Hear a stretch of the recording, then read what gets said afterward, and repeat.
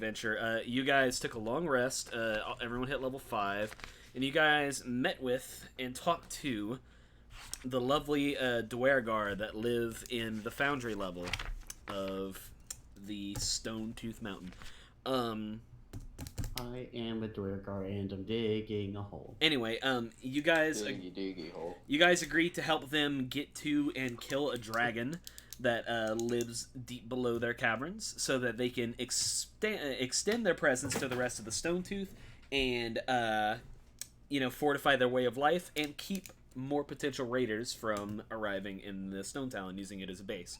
So before we adventure on, we took a long rest in that room, right? Let me look. Yes, they gave you cover to just like chill.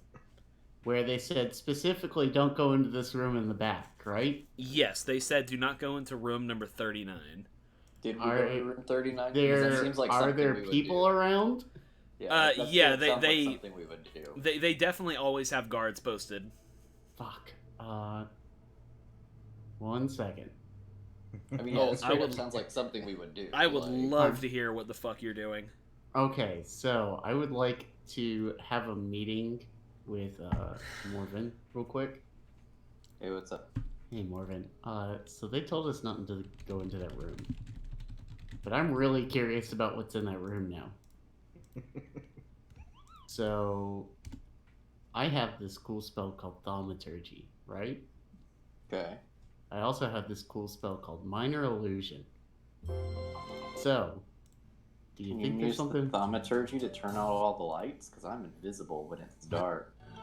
Oh, yeah. I probably could do that. It is Let me read Thaumaturgy again.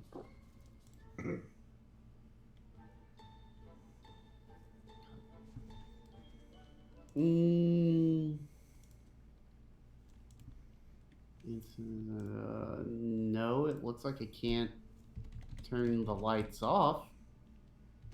I can dim the lights, but I can't turn them off.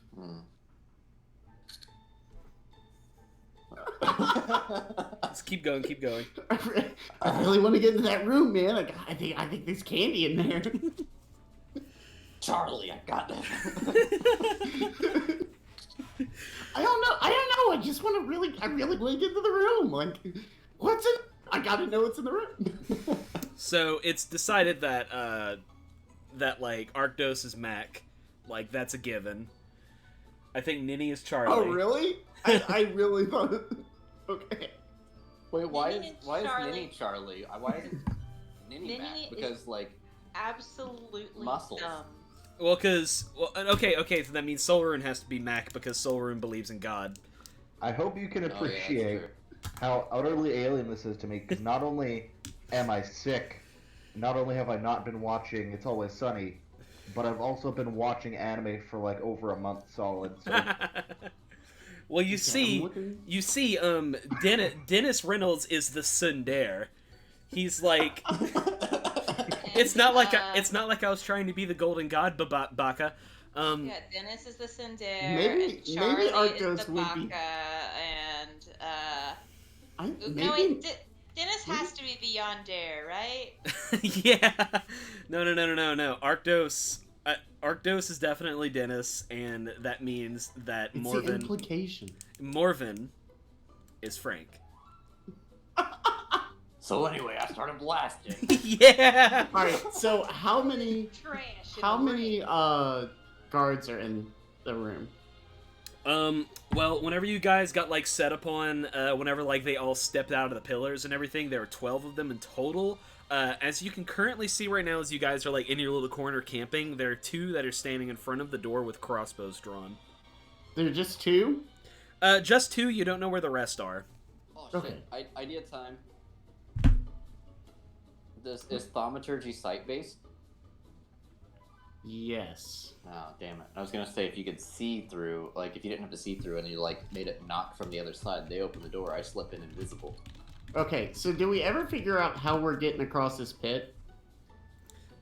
Yes. They told us that it was like a way around. Oh, let's go the way around, right? Yeah. You guys go take the way around, and then you'd be able to reach the area where the dragon is. So, but all right. You're them planning to try to get into that fucking room. I have several more questions. So, dude, if I'm gonna make plans, I'm gonna make plans. So, how far did you say the gap is from like 38 to 38A? That is a excellent question. 38 to 38A, you said? Yeah, where these waterfalls are, over to this hole with the ladder leading to it. It's like a solid 40 to 50 feet. Okay, It is not something you'd be able to like jump without some assistance. Morven, do you think that if we tied a rope to one of your arrows, you could fire it into the wall next to the ladder, and we'd be able to crawl across? See, why not? You do Because I'm saying that there's a lot of going around that we got to do. You do remember that in order to get to 38, you'd have to pass through their forge area where they do all their work. Yeah, but if we just book it there, like... Okay. Let me pull up this map real quick. Let me. So, okay. We're at 38th, right? You guys are currently in 36, the large rectangular room. I'm just saying, there's a lot of cool shit up in the north, so if you want to, like, have all the fun shit, like, you guys So, go like- north, but, like... That's true. I still don't have any magic items, guys. Like, we need to. Yeah, but if we get into this room, there might be magic items. Okay. While this entire conversation is riveting listening, there's a way to get there. We don't need to find a way. There is one. Yeah, but Neni, I'm trying to find a fast way to get there. Like, we gotta make a quick escape here. If we're gonna get the treasure in this room and then go down, Don't come on. steal their treasure. That's theirs. I think Solron is just kicking back with some fucking goblin brew right now, because... I So mean, he to be fair, they looted it from somebody.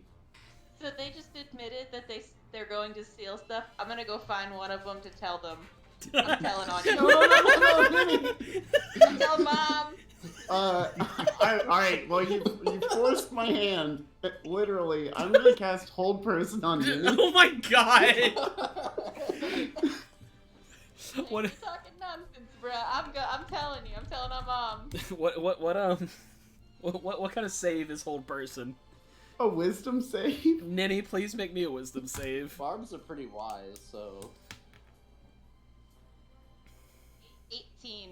Ooh. Alright, well, she definitely made the save. Okay, Neni, you meander your way over to the door leading to Area Just like- 39, and the Dwergar is sitting there with the crossbows, and they're like, I don't see hang on, 39. excuse me, I need to work on my. 39 is this, it's behind those. Yeah, it's the area you're not supposed to go to. And so they're like, yeah, what can we do for yous?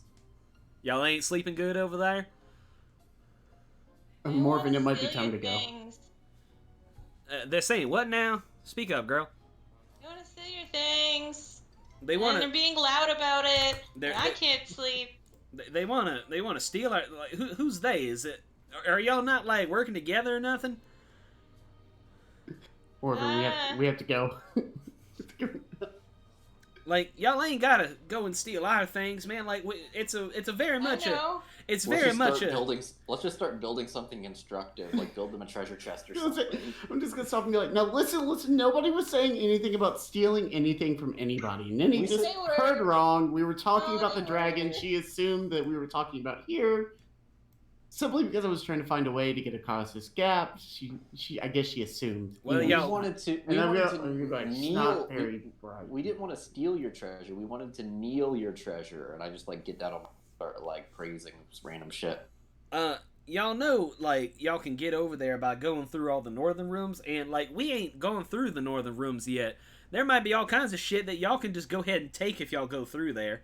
Yeah, but you also said it's like dangerous. It is dangerous, but, like, y'all just came through 4 heavily fortified layers of dungeon to get here in the first place.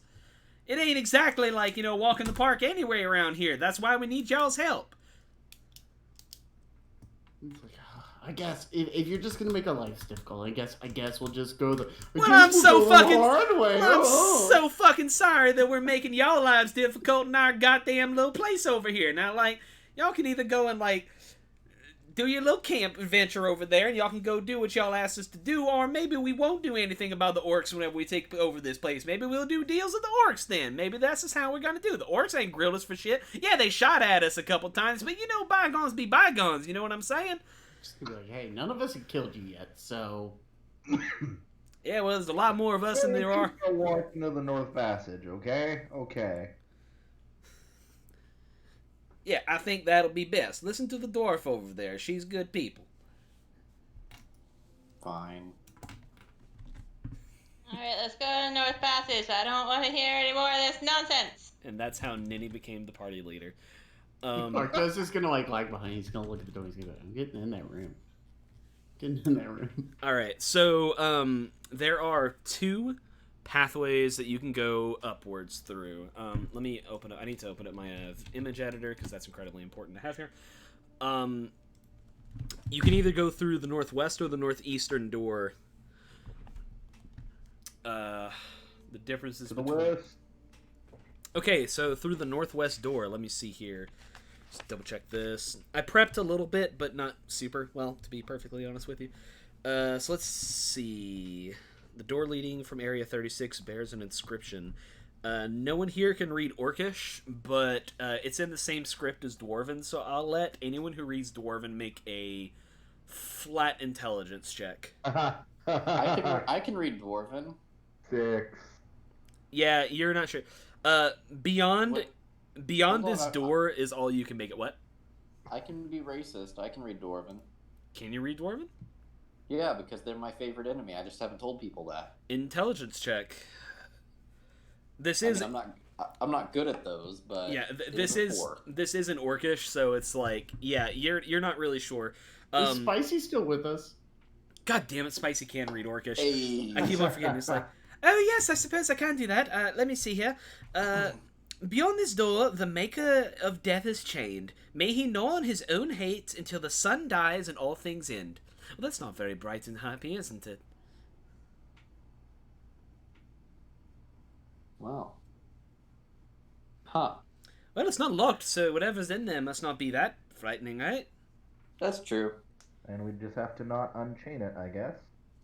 Yeah, true. It doesn't say don't visit it. It says don't unchain it. Okay, after one of the more beefy members of the party, please. And Soul Road continues on. This room was once a shrine to the gods of the dwarves. The walls are carved with their dour images, and a low stone altar stands at the western end of the room. Stone benches have been smashed and thrown askew, and the icons of the gods have been defaced. Atop the altar, arms folded over his chest, lies the ancient corpse of a dwarf warrior in plate armor.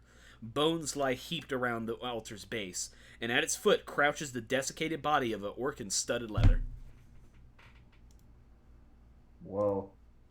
Gonna open up this room for you real quick. Gotta adjust my brush size, because Alright. I'm... What's up?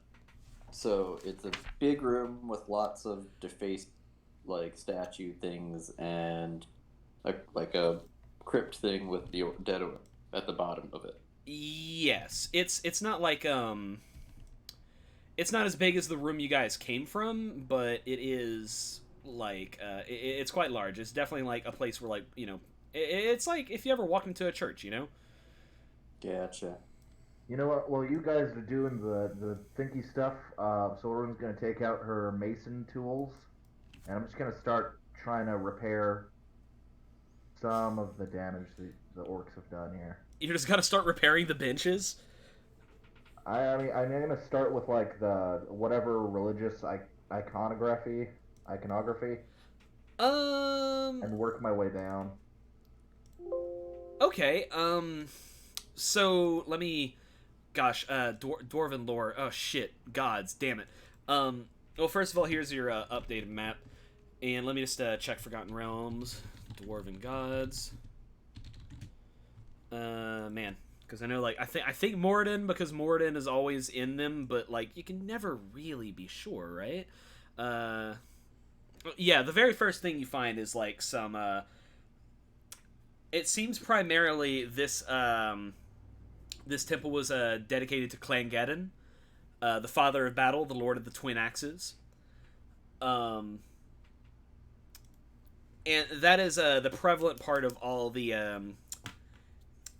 religious iconography here, but there are small shrines to gods like Moradin or Baranar or Mortham or Dwin, Dumathoy and such. But it seems Clangeddon led the religion here. You can take out your mason's tools and you can you can patch up some things, maybe but it would take you some time and commitment to put together the concrete you need to fix the very, very bad devastation around here. Yeah, you guys do whatever. You make I your want to plans. check. I'm gonna. I want to check out the main man's. Is it an altar or what is that again? Atop the altar, arms folded over his chest, lies the ancient corpse of a dwarf warrior in plate armor with a desiccated body of an orc in studded leather. All right, I want to look at the body. Okay. The dwarven body. Let me see. What's he got? Well, he's dressed in solid plate armor.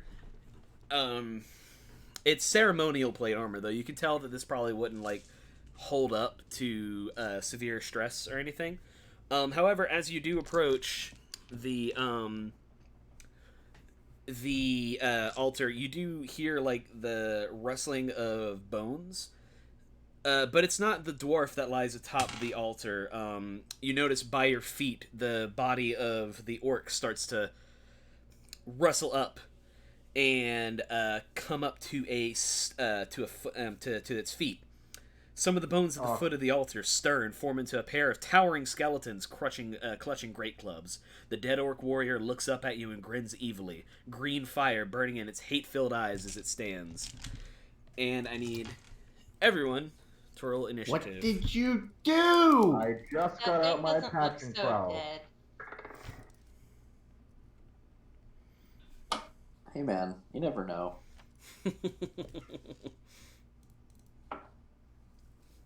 That is a 26. It's on this job. Okay. That's no match for my 2. Got 11. I got a 5. All right, everyone's doing great today. All right, Spicy, what you got? That's not the worst. I blame Tyler. He pretty jinked us after the first bit. No, not at all. All right. And now, do dead orcs look would you say that they are very good at strength saves? Yeah, it's probably still quite strunk. Even though it's falling apart because it's supposed to be dead. Yeah, but what it's if Neni and I teamed up with my portable ram? With the green flames in its eyes, there's definitely probably some magic at work here. You can certainly try whatever you want, but I will. There's magic in here. Oh God. What's this? What's this? There's magic in the air. Let me just throw on something here. This will do. Is it Phil Collins? No, that would be pretty funny, but I threw in the first JRPG that I could think of. Alrighty, so with my turn order here, Morven, it's going to be you. So there are 2 large skeletons, close to ogre-sized, and also an orc warrior standing in front of the altar. So 3 enemies in total. You are right next to the orc warrior. Moving away would incur an opportunity attack at this time, but you would be allowed to do that if you wanted. So let me look at something.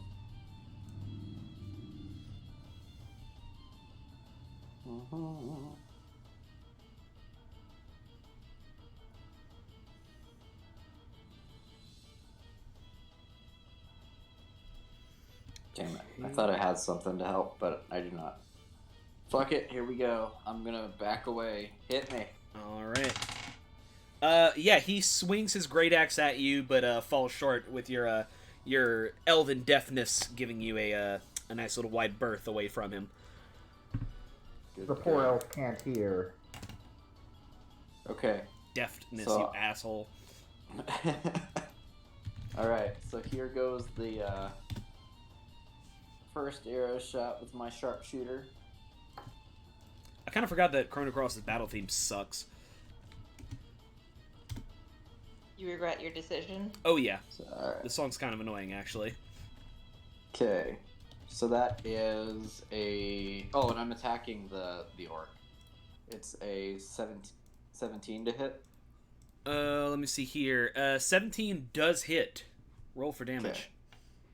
So that is 21 to hit.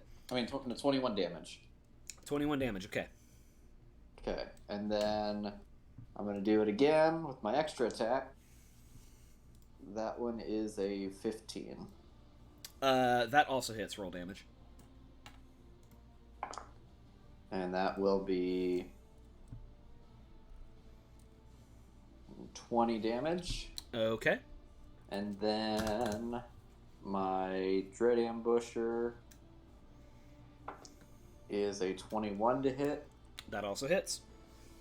And that is 4. Alright. Yeah, you Legolas the fuck out of this dude. You, like, land an arrow in his chest, and the other one, like, goes through one of his eyes, and he kind of, like, he tumbles back, he kind of, like, stumbles back a little bit, and, like, you see the arrow that's lodged into one of his eye sockets just get disintegrated by the fire that's in his eyes. Okay. That brings Cool. our turn. I will be right back. I need to go grab something. If AC is 17. Okay, I was about to ask. So I'll be right back though. Alrighty. So let me see. Damage. That damage. You know, I've recently been traumatized by Pathfinder 2, so it's good to hear that, like, I rolled a 20. Does that hit? It actually fucking hit. Yeah, whites do not have great AC, and that's what you're fighting right now, because the white is going to go next. And he is going to... Morven's AC is a 17, so he's going to do his multi-attack. That one does not hit. That one does, and he's going to be using his life drain on poor little Morven. But we'll get to that in a second. I'll roll the damage while he comes back. It's going to be 1d6 plus 2 necrotic damage. Alright. So that's 8 damage on Morven. And as soon as he comes back, I will have him make a con save. Solrune, what is your play? Morven is currently engaged with a white, and there are 2 ogre skeletons. You for real? I rolled 2 for initiative. Oh, you were... Wow, yeah, I'm sorry. Yeah, I rolled 11. What? No, Where I'm sorry. I saw the letter S, and it was spicy. So let me check. How badly did everyone roll? Yeah, no. I rolled a -5. No. Let me check here. Turn undead, because it feels like that's the most important thing to do here. At 5th level, well, that's not going to work. Turn undead. So she's going to present her holy symbol above her head. It's like a little lantern-looking piece of silver. They have to make wisdom saving throws. The ogre skeletons succeed. That's bullshit. Come on. Yeah, I know, right? No, they roll like a 17. The white is... what's your wisdom save, buddy? The white also saves. Well, shit. Yeah, so she, Spicy raises her, her holy symbol of, Agma, which is like a little lantern, imprinted on this square piece of silver, and light shines from it, but the light, like, immediately fades before it actually gets to the skeletons. Bringing our turn order to Neni. Alright, so... I think Neni is gonna go for a skeleton. One of the ogre skeletons, okay. Yeah, and she's gonna go for one One of the ogre with her big ol' axe, Eco Poop. Let me just roll. It's 11. 11 does... Its tie goes to the defender. Damn. It was close. They're not yeah. low AC, goddamn. Yeah. Ogres don't have great ones. I rolled a 9, not a 9. I rolled a 2. And then I had to add 9 for my attack bonus. That's how bad it was. Damn, I'm sorry, what was the total? It was 11. Oh, yeah, that's right. Well, you can attack twice, remember? Yeah, so I'm gonna do a second attack. That one is an 18, which... That does hit. It do hit. Level 5, baby. So, I'm gonna roll damage. That is 9 at my fucking brute force. 12. Okay. Let me see here. I need to double check my ogre stats. Yeah, you knock a solid chunk out of this thing's huge ogre femur. And it goes flying. Let me see here. You said 12 total? Mm-hmm. Okay, perfect. Is that your turn? Yeah. Alright. This ogre skeleton raises its club and swings downwards towards you. But I guarantee you a 10 does not hit you in your ridiculous AC, so that's gonna... No. So, the next one is going to approach Spicy, who raised the holy symbol aloft and swing at her. And a 16 does hit her. So let's see. Oh, you know what's stupid? The Oath of Ancients turn ability does not affect undead. It's Fey and Fiends. Well, if you ever run into any Fey and Fiends, you'll be glad you have that. Alright, so she takes 15 damage. Yeah, you see a great club just, like, be swung sideways and knock Spicy, like, a couple feet back. And she's like, that really hurt! Ow! Ow! Alright, sorry. The nerd's out. Someone help. That brings it to Arctos. What you got? I'm reading a spell. 1 second. Okay. Fucking nerd has to read his spells. Nice book, nerd. Okay, so I'm gonna cast Witch Bolt.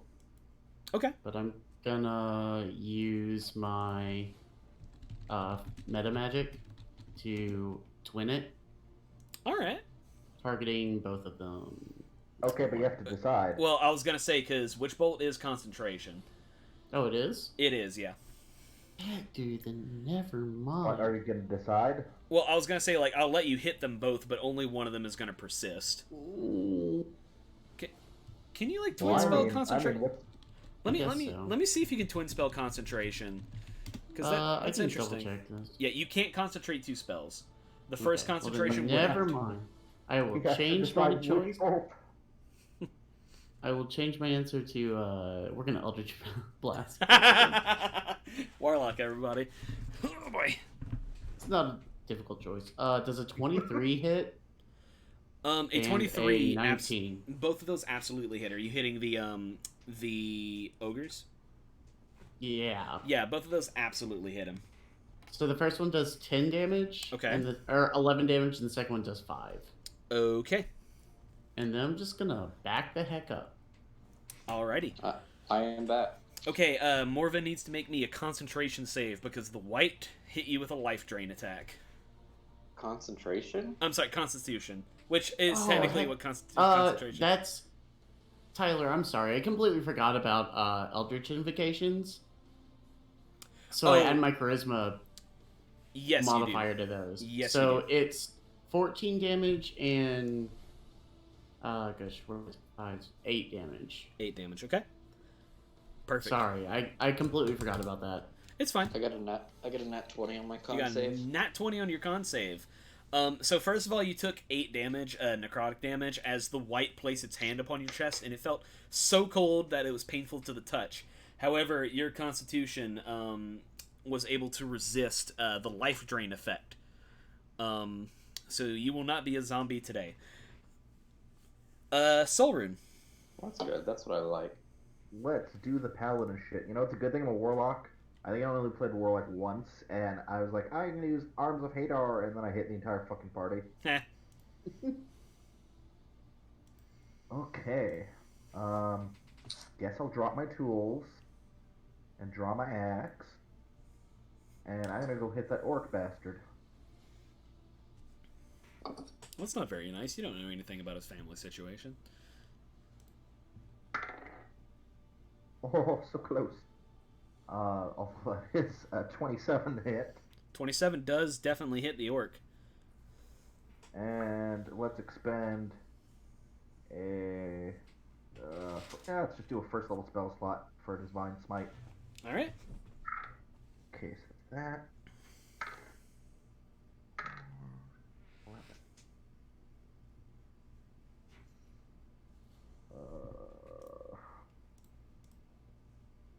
Okay. So there is 14 slashing damage All right. and 11 radiant damage. 11 radiant. Let me check his resistances real quick. All right, cool. Well, you do have a magic axe, so the resistances do not count. You said 14 and 11? Correct. Okay, so 25 total. All right, sweet. He's still up. No, actually, how do you want to do this with the orc skeleton? Because So the fact... Go ahead. So he's skeletal, not fleshy, yeah? He's like in a consistent state of decay. He doesn't look pretty. It's mostly skeletal with like chunks of meat still hanging there. Oh, yum. Okay, I reckon she's just gonna slash diagonally through his body. It's not gonna do much. He's gonna look cruelly down at the party and ready to swing. And then he's going to erupt with light and just poof, disintegrate. Yeah, that happens. The bits of the orc white like scatter all over the place into dust. For attack. Let's go for an Oh, that's ogre right. man You do now. have that. Does a 20 hit. A 20 does hit the ogre, yes. Screw it, let's expend another spell slot for more radiant damage. That's less impressive. 6 radiant damage and 11 slashing. 11, so 17 total. Okay, perfect. That ogre is still up. All right. Not perfect. So you and Neni are currently smacking on this one that is thoroughly injured. The other skeleton is looking still kind of hale and hearty as a skeleton can look. All right, that brings us. Has some marrow in his bones. Yeah, he's got this one drank more milk when it was alive. Morven, back to you. Okay. Okay, yeah, never mind. Let's start blasting at the healthy looking motherfucker. All right. So you just start blasting? Of course. I did start blasting. So that will be a 15 to hit. That does hit. I always find it funny that like arrows are effective on skeletons. I know why they don't just make like ranged characters irrelevant against skeletons, but it's still always so funny to me. Oh, hey, wait, now I'm gonna be the guy to be like, hey, wait, I should have been doing more damage. So, just an extra d8 of radiant damage on that ogre. Okay, roll it. That's an extra 7 radiant. Okay. He is still up. okay. And it is 16 piercing damage on that ogre boy. Okay, And on the then healthier one you said? Correct. Okay. And then the second attack is a 18 to hit. That also hits. So that is 20 piercing damage. Same one? Yep. Okay. Yeah, you fire... Oh, yeah, go ahead. You fire 2 arrows at this ogre. I'm not entirely sure how it looks as far as like, because again, it's hard to imagine arrows hurting a skeleton, but it's pretty chunky skeleton. He was pretty big boned.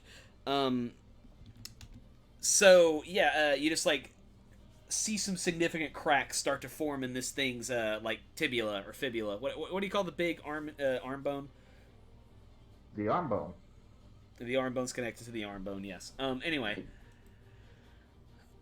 Is that your turn?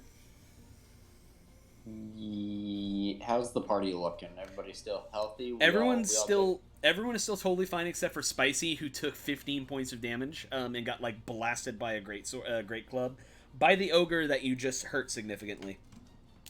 Okay. You might not I'm find good it very funny, Tyler, but the big bone in the arm is the humorous. That's quite hilarious, actually.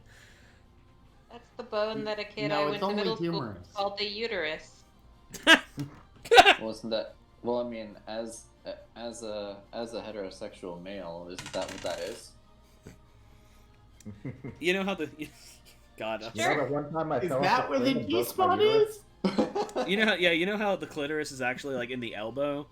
Look, y'all joke, but I had someone genuinely tell me that women pee out of the vagina once, and I was just like, no. Honey. Well, they obviously know more about women than women do. Like, Duh. Yeah. Um, You know, Spice- I can't prove them wrong. I obviously can, but I guess I can. Spicy is going to cast Cure Wounds on herself, leaving her with only 7 HP down. I don't actually keep track of her max, I just count upwards. That brings it to Neni. You've got 2 very damaged ogre skeletons. Well, I'm obviously gonna swing a once. Decapitate them. That is a 14, That does hit. and damage is 11 plus my d4. 13, so I'm gonna take it and I'm gonna like give it a big ol' swipe once for 13. How's he looking now? You thoroughly destroy his knee, and that sends the entire skeleton toppling as it can only stand on one leg. It falls into a crumpled heap of bones and bone meal on the ground, leaving just Still alive, one though. skeleton up. Ah. Now So he's dead. So I swung right there, and instead of stopping and swinging the other way, I'm just gonna keep going and spin right into the next guy. So you just gotta do a spin attack. My spin Yeah. move. So that's a 19, Yeah. and that's a 10 plus a d4, 13 again. Yeah, so Hurricane Nini comes in, and the Eye of the Storm goes just to the right of the other skeleton, and she again completely destroys the knee of this thing because that's just where she's kind of at height wise. And so just like bone dust and everything just like scatters all over the place, and it kind of looks like, what the fuck, man, as it crumbles over to the ground, leaving this room still once more. Hey, alright, looking at that body. Yeah, it is a venerated dwarven general. You were like getting the idea of. There's no identifying. Well, let me actually see here. Let me take a look here.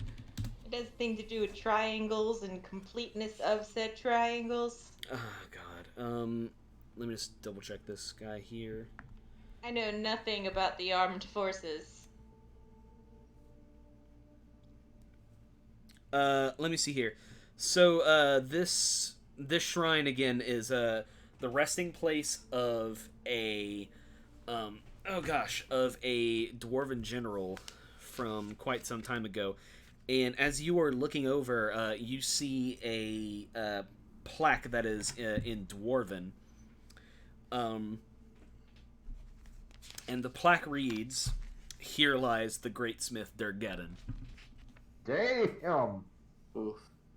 I'm just gonna kind of hide that, like, kind of put some dirt or something over it so Solrun doesn't see it. Because he is not gonna like what comes next. She, by the way, I like. Oh, yeah, sorry. Yeah, I was She, gonna say. yeah. I was like, I know it's like not the biggest deal, but like, I have to keep reminding you guys, like, Solrun is a chick. Yeah. Um, Because she's not gonna like what comes next if there's something fun on there.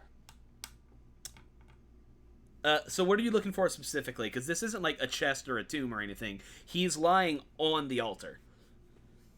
I mean, with it being burial stuff, I'm mostly. I'm sure he's gonna be well adorned. I'm checking to see if there's any like rings, necklaces, like things of shiny value. Roll me an investigation check. Isaac would like to loot the body. Surprise! Sometimes I forget what class I'm playing and I just default back to old ways. We did specifically come up here to loot. Okay. Yeah, you but said- like loot things that belong to people who died thousands of years ago, not like, oh, that's definitely a body right there. I It's a believe Mr. 14 Durgeddon on falls my into that. investigation. What was that? 14. Yeah, so you're looking over Durgeddon's body. He was adorned well by his soldiers. It's decorative plate armor, so it's lined in like what is now faded and desiccated brass and gold. If there were any gemstones in the little gemstone sockets in the plate, they have been plucked out by now. And his the great axe that no, he's holding a warhammer. The warhammer that he is holding in his dead repose is also ceremonial. But as you're looking over the mostly not really worthless, but it would take more effort than it would be worth to like restore these items, I think. Okay. But as you're like taking a look around, something catches your eye. The glint in the corner of this room, and you see two dwarf skeletons slumped against a wall, and it looks like they have a couple of interesting things on them. I will check it out. So these guys have like expedition and dungeoneering equipment with them, which leads you to believe that this was like a previous expedition that probably got laid low by the wight that you guys just destroyed. With them, you find a sack that contains 280 gold pieces, and a case that contains 2 scrolls. What are they? You find a scroll of web and a scroll of spider climb. This Hey, person Tyler. like spiders. I like these. They will be mine. Josh, what's up? Could I go check out the hammer real quick and see if I can see how much it's worth? Yeah, go ahead. I imagine it being Durgeddon's hammer makes it worth a little bit more, but I am only gonna take it if the warhammer is worth 40k. If you had inspiration, you lose it. That was so bad that Isaac gets inspiration. Hey. You get birthday inspiration though. Yesterday was your birthday. Oh, I did get birthday inspiration. As soon as he said he had a warhammer, I was like, I have to. Like, No, it's mostly you can make me a history check if you want, because I feel like that replaces a praise in this case. I will make a history check. I am so good at history. 14. Yeah, it's definitely a ceremonial warhammer. Like it's not even like super great gold. It's been like thoroughly deteriorated over the years, and if you were to swing this at something, it would probably crumple. Oh, this is only worth like 39k. I'm gonna leave this. Lurun will now investigate the altar. As you check, you can roll an investigation for me, but as you check out the altar, you inevitably dust away some dirt that's on this plaque over there. And honestly, like it was a plaque with like letters that jutted outwards, not inwards, so like it wasn't really hiding anything when Morven put dirt on it. But yeah, you identify this as the resting place of Durgeddon, and thus the ancient dwarf smith that lies before you is Durgeddon's corpse. You guys, this is Durgeddon. Oh. Must not have been worth that. Must not have been worth very much, because that is one crappy hammer. Arctos, Also 18 on investigation. Arctos, you do recall that the dwarves fell rather quickly in their final days, so they probably didn't have enough time to give him like a proper send-off. Your investigation reveals nothing additional. However, let me see here. I will give you this. As you're pressing, as you're like checking the everything, the ring that you carry that bears Durgeddon's smith mark does like start buzzing as you get close to the inscription on the plaque, and you notice that within the rune of the letter D in Durgeddon, there is a indentation that has his smith mark on it. Ooh, well, if there's an indentation and the letters are like, what the fuck? Outdenting. I'm gonna put them together. I think it's exdentation is what it would be called, technically speaking, but I can't imagine that's correct. Anyway, yeah, you press the ring into the slot within the D, and I press the D's together. yeah, all right, you're hilarious.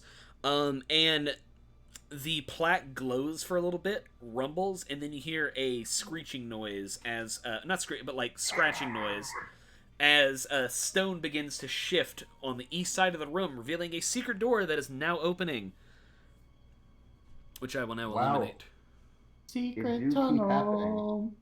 Another Secret secret door. tunnel. All right. Yes. So I will save that and send it to you guys in the progress maps. And that looks to be all you have found in this room. You may choose to return to the original big room on the outside, or you can continue to the east. It's up to you. Progress map is uploading. This one's big. This one's really big. Ooh. I mean this level. Sorry, this map is really big, so it takes a little while for the stuff to pop up. Well, I kind of like the secret. Let's Yeah. go through the secret. The 2 secret doors both open, allowing you easy passageway through. Let me check these rooms in here. Several chambers in the foundry were once living quarters, drawing rooms, barracks, armories, storerooms, and so on. Now they contain only smashed furniture and debris from the final battle, graffiti and orcish, and skeletal remains of dwarves and orcs. However, let me see here. If y'all want to roll investigation, y'all are able to. Cool. You know I do. Come on. That's an 11. Okay. That's an I got a 18. 9. Okay. Well, you guys find nothing. Not with an 18? Oh, you rolled an 18. I didn't hear that. Yeah, you find a nice little semi-precious stone. You find a small onyx that's worth 10 gold pieces. Ooh, with an 18, you get 10 gold. Look, I'm just going off what the fucking book says. Don't. So glad that I rolled like shit in this room.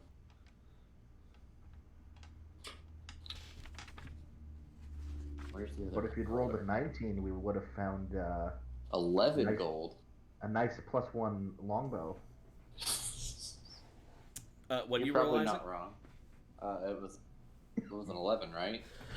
Yeah, that's also nothing. Let me check my notes real quick. That's nothing. You find nothing. Yeah, you don't. And that's all you'll ever find. You don't find anything. I'm sorry. Where's the other pot Nothing. holder? Damn it. Maybe I can do it with one pot holder? I don't know. Oh, it's chicken. Alrighty. Yeah, so all these rooms are pretty looted. Although the one on the bottom left, let me see here. This chamber might. All right, like Isaac with like the industrial. I'm sorry, I only have one pot holder and it's like a foil thing out of the oven. Oh, at first I thought he had his hand in like a box of Legos and he was just looking for wood Just and I'm Yeah, like, that's what I was- guys, like... what are you Where's my doing? astronaut? I picture my battle scenes with minifigures. I'm just proud that Isaac's cooking real food. Chamber number 45. This chamber might once have been a barracks. The remains of 6 wooden bunks lean against the walls, burned and hacked by pillagers, and half a dozen skeletal dwarves lie here on the floor. They don't, like, rise up at you or anything. I feel like I should clarify that. I go and grab one and I make it rise up. I just hold it up and like, ooh, move it. It, like, falls apart as you lift the ribs. It's, like, I'd kind like of... to roll an attack as I punch Morven. Yeah, you can do that. That's not very good. You, like, throw a punch at him, but, like, it's more of, like, a bro punch. It doesn't really do any actual damage. Yeah. Alright. Is there anything else you would like to do in these 4 rooms? Oh, fuck, what do you make a 60, an 18? Yeah. You do find a belt pouch on one of the skeletons. What does he got? It looks like 80 gold pieces, 20 for each of you. Ooh. Okay, I'll share. Well, whatever. Deal with it later. I'll say thank you, brother dwarf. Alright. Where would Was you it the guys one- like to... Go ahead. Fell apart. God. So the only way to go out from here would be either east or to come back and then take the same passageway to the same room. So... I think we'll just head east instead. Okay. You said east? I thought you said west. Alright, smartass. So let's see here. Chamber Left number turn. 43. Alright, this door opens into... Well, it's not a door, it's a entryway, so it's fine. Let's see. Opens to a large chamber with a dark pool in the center. Bits of smashed furniture and other debris are scattered about the floor. Hallways lead off to the east and to the west. A weird moaning fills the area, slowly becoming recognizable as dwarvish curses. The sound rises to angry shouting and grows closer. Then the translucent form of a dwarf in robes appears through walls. Good. He doesn't seem to be attacking, but he looks angry. Does he look like he's actually alive, or is this spooky dwarf? He's a ghost, Isaac. I'm sorry, I'm getting chicken at the same time. I'm not. I'll present the signet ring of Durgen, and I'll be like, I'll say in Dwarven, like, we're friends. You gain inspiration. You don't know why. Okay. This ghost is like approaching. He's like, "Who dares trespass upon the halls of Kundrukar?" But as he gets closer, he immediately pauses at the ring that you present forward, and he says, "My little Diesa, you look so different from last I saw you." Oh shit, what up, fam? Yeah, I grew up. That's what happened. Did you have a fortunate adventure? Did you find fame and fortune and glory? I sure did. This is good. Mayhaps the memory of Kundrakar will not fall to the ages. Go ahead. Can you spell that out for me? Kundrakar? She's gonna take out like the equivalent of a notepad. She'll be like, Yeah, it's okay. Kundrakar. Okay, she will write that down so that she won't forget it immediately. My dearest daughter, you are all that I had left behind. I made such great mistakes during the fall of our home. You must not do the same. And he begins to kind of fade away. Okay, well, goodbye then. Arctos is gonna lean over. That weird? Arctos is gonna lean over and Solrin's ear and be like, "Your name isn't Kundrakar, is it?" She's gonna look at you and go, no. Okay, just double checking. Diesa is the name that he mentioned. Kundrakar is the name of the place that you're in. The settlement was known as Kundrakar.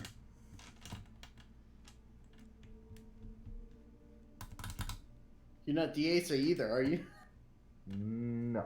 That's what I thought. Anyone who wants to can roll me an intelligence check. Make an intelligence saving throw. Ooh, I want to try. Natural 1. Neni cannot do this, actually. I got a 14. Oh, but it would have been so cool. I rolled a 19. Did anyone tell Neni about the adventure you had prior to visiting Blazing Dell? And he wouldn't have retained it, and you fucking know that. I rolled a 12. I rolled a 14, so... A 14, Diesa, you remember Tolgan talking about how Diesa was this grizzled dwarven adventurer who accompanied their party into the Sunless Citadel, and was also he identified the body of the dwarf that you found in the goblin camps. So I think Diesa is that dead dwarf that we found when we were poking around that citadel a few weeks ago. Solrun will actually look at Arctos, and for once she'll be able to say, well, yeah, duh. That's where I got the ring from. Oh, well, I mean, did you know her name was Diesa? I'm sorry. Arctos just, like, walks away. Do a little postulating, and people will get all up in their own asses about it. I mean, to be fair, Solrun is the smartest of us all. Ironically. With a mere -1 modifier. No. It is Arctos. Yeah, Arctos has a positive modifier, thank you very much. I had a +2, and then I gave up a point to heckin' save someone, so, I'm amazed that you gave up intelligence of all things. Like, most people give I'm up... a charisma sorcerer, dude. Anyway. I got a 16 in charisma. Tyler's gonna get to the final puzzle, and it's gonna be like one of those like kids like block like shape puzzles where you have to fit the like shapes into the pegs. The one where we have to move the rings. Like, on the boat. Like, fuck. And that's where our skeletons were found hundreds of years later. Anyway, so yeah, the ghost faded away towards the east, a little bit to the southeast, you would say. Well, first I'm gonna be the intellectual in the party. I'm gonna go look at the spooky black pool in the middle of the room. Okay, let me see here. La la la la la. You can make an investigation check for me. Natural 20. Okay, wow. Fucking hell. Let me see here, because there's not actually anything in here in the book, but I can't just not reward a natural 20. You get 11 gold pieces. So, at the very bottom of this, there is like a loose stone at the bottom of this well. It's not a very deep well. It's probably just like a pool that dwarves would just like sit around, and hang around, like, you know, just like, yeah, put your feet in the water, man. And in this loose stone, you uncover a small vial of crystal. Within there is a murky, white liquid within this vial. Bless you. You're fine. And one character can make an Arcana check if they would so like to see if they can identify this. That should probably be me. I think it's dwarf milk. I think, can I... okay, so I'm going to use my Tides of Chaos, because I crit failed that, and I got a 16. Okay, Tides of Chaos does what again? That's the one where, before a next short or long rest, you can, make me roll on a wild magic table. Yes, right, got it. I just want to make sure. Like, at any time. Yeah, so yeah, and we'll get to that. Whenever you're ready to fuck with us, just... Alright, yeah, as you swirl this murky white liquid around, you notice a kind of translucent sliver of something within that you quickly realize looks a lot like a fingernail. Oh. And then you realize that is the method of creating a potion of giant strength. Yes, it is. This is a potion of It's fight milk! It's fight this. This is a potion of cloud giant strength. Ooh. So I'm going to look at it and look around and just look at Neni and be like, Neni, I have a present for you. Oh, thanks. Anyone And who... Go ahead.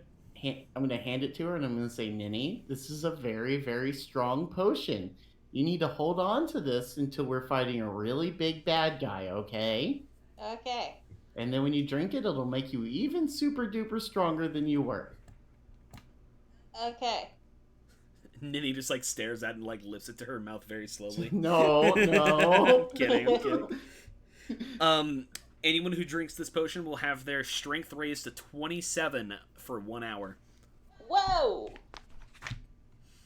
Nini? That is the power of toenails.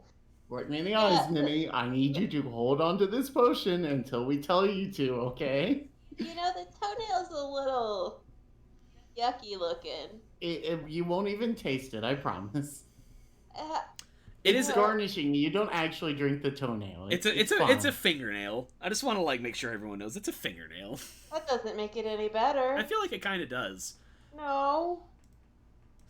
It's garnishing. You don't eat the fingernail. Just drink the potion. It's fine. Okay. Okay. I mean, if it was Sauron to take the potion, she would have eaten the fingernail. She would have. Or just looks at me and like, "Shut up, okay? Shut up, okay? Don't ruin this." All right.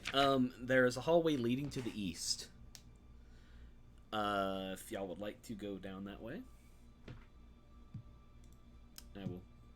Yeah, I guess so. Where else we fucking going? Yeah, I was gonna say I will await your answer as I uncover that area of the map. So that's a thing. That's a thing. Here's a llama. There's a llama. No, I'd rather go throw myself in this giant hole, and try to survive. I choose the left turn door. The left-turn door appears to be another looted room. The door to the right is actually like quite lavish compared to the ones that you were used to. The other ones appear to be normal doors. When I say lavish, it appears to bear some dwarven runes that speak of spell casting and like spell forging.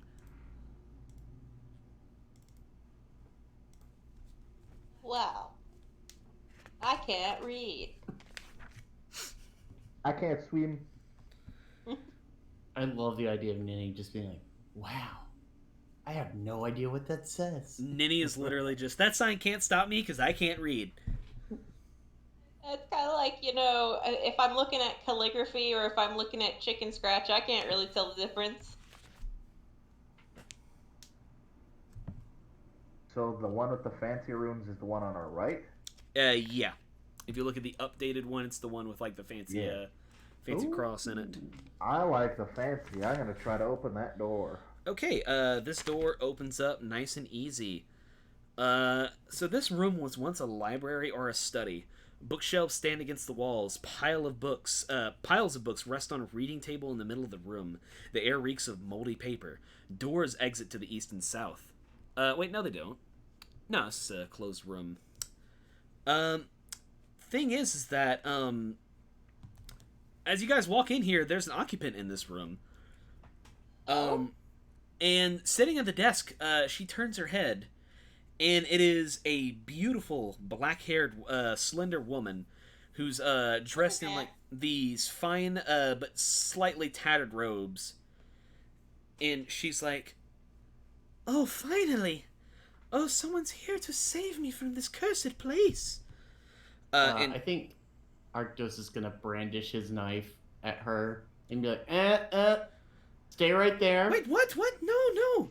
I don't know too many pretty ladies who hang out in dwarven caves. Why don't you just Third tell... world That is kind of exactly- turn to look at Arctos. I'm not talking about you right now. Could we please stay focused? That is Anyway, could you please tell us who you are? That is exactly why I'm here. My name is Erdala. The dwarves captured me. I was here with an expedition team some time ago, and they didn't like me poking around. They had me come through these places, and then as soon as my back was turned, they trapped me in here. They were going to use me as a hostage. What's that? What race is this lady? She is a half elf. She's got those elven like beauty features, but she's got like the relative thickness of a human. Can I insight to try to see if she's lying? Yes. Let me see here. There's things in this room. Let me see here. Also, does she look like sickly or tattered or anything? Or No, is, like, she looks pretty well off. she looks like if someone went to a fancy dinner party and then rolled through like a dirt hill for a couple minutes, if that makes sense. Like what she was wearing. She's not like thinning out or anything. No. She It still looks like she's been taken pretty good care of. She's not like emaciated or anything. Like I said, she's supermodel cute. Do I see any like food or anything laying around? That's a good question. Also, what's that insight check? 20. A 20. Yeah, your insight check is so good that I need you to make me a wisdom save, as a matter of fact. Oh no. Uh-oh. I think I just failed that wisdom save, boys. I got a 3. Yeah, Good. I draw my bow on Arctos and be like, "What the fuck you do, boy?" Kidding, I'm not doing that. So as you get a read on Adala, something doesn't seem right, and then you notice just how massive her titties are. She's got Anime big old titties. gazongas. Are these anime titties or goth girl titties? They're like goth girl bolted on. Arctos, you're looking at her and trying to get a read on her just drives home a million times over how she is absolutely the most beautiful woman you've ever seen in your entire fucking life. Like, not even like the sorority girls at the Magical Academy were like anywhere good as this. And it's as you're like noticing this that you realize you can never do anything to harm this woman, no matter what. Arctos is gonna walk forward and be like, there's something about you, and he's gonna like put his hand under his chin, and he's like very obviously staring at her chest. Oh, please, a kiss from my savior, please, if you wouldn't mind. I mean, I don't see why. Hey, maybe hold on a second. Neni, with all the gracefulness of a mallet, is just gonna go, so, like, we met the dwarves, and they're cool. What'd you do wrong? Neni, you don't need to be questioning this woman. She said she was a scholar. I don't see what the problem is. So with all the Gosh, gracefulness why are you? of a mallet, Okay, Soren listen, is gonna Arctos. punch Arctos in the fucking face. Okay, you're just gonna jump up and do like a flying punch at him, because that Arctos is like, Yeah. I don't understand why you guys are always so aggressive towards new people that we meet. They just like take someone in the jaw. oh yeah, Like, no, his hands opening and closing next to him, like, Soul oh man. Soulrune fucking decks you. Let me just roll something here, high or low. Which one? Who's deciding this? You are. Hi. Okay. Yeah, Soulrune is being a total bitch right now. Like, what the fuck is wrong with her? You're, like, really hitting it off with this lovely, lovely lady who just offered, like, a kiss. That's, like, the number one thing that heroes get for saving maidens, right? And then Soulrune just, like, steps up here and is like, no, like, what the fuck, man? And she's like... Soren, I have had a very, very long journey with you. We've been on the road for a very long time. I have saved everybody's butt here more than once. I think I deserve a little payback. You know, it's about time that the nerdy college kid actually gets some payoff from all of this. So you know what? I will take that kiss now. Thank you very much. Now that my asshole friends are done. Make a DC make a Constitution save for me. This is so good. Hey, I got a 20. Josh, you said a 20. Yeah. All right, and Isaac, what was that? I was just gonna say, hey, Arctos, just reminding you that we're usually pretty good about giving pretty much everybody the run around. You are usually on the front line of that bullshit, so maybe check yourself before you wreck yourself. You take I hear 42. you. The hottie wants to make out with me. You take 42 psychic damage. Holy Oh. 42? Yeah, it's 5d10 and she rolled almost max. I am super dead. That's actually 10 past my max. So yeah, Idala just like takes Arctos and dips him. And by the time she pulls away, he is like limp on the ground, and then she looks up at you and bares her teeth, and then a whip crack sound happens as you see her pointy tail flash out, and she Johnny Pest. oh god, god damn it, You hear Arctos very weakly at the end just go. everyone roll initiative. Oh boy, I need like 26 again. oh, god damn it, Morven. I guess I'll roll initiative so that I can start making Death saves, yes. Yeah, I got an 8. You will not have to do that. I mean, dude, you got a kiss that was so good you fucking died. Like, you know, win some, lose some. It's all good. I got you. Like I said, worth. Oh man, I need to find like a good oh, I know what to fucking do. Play that for breakfast.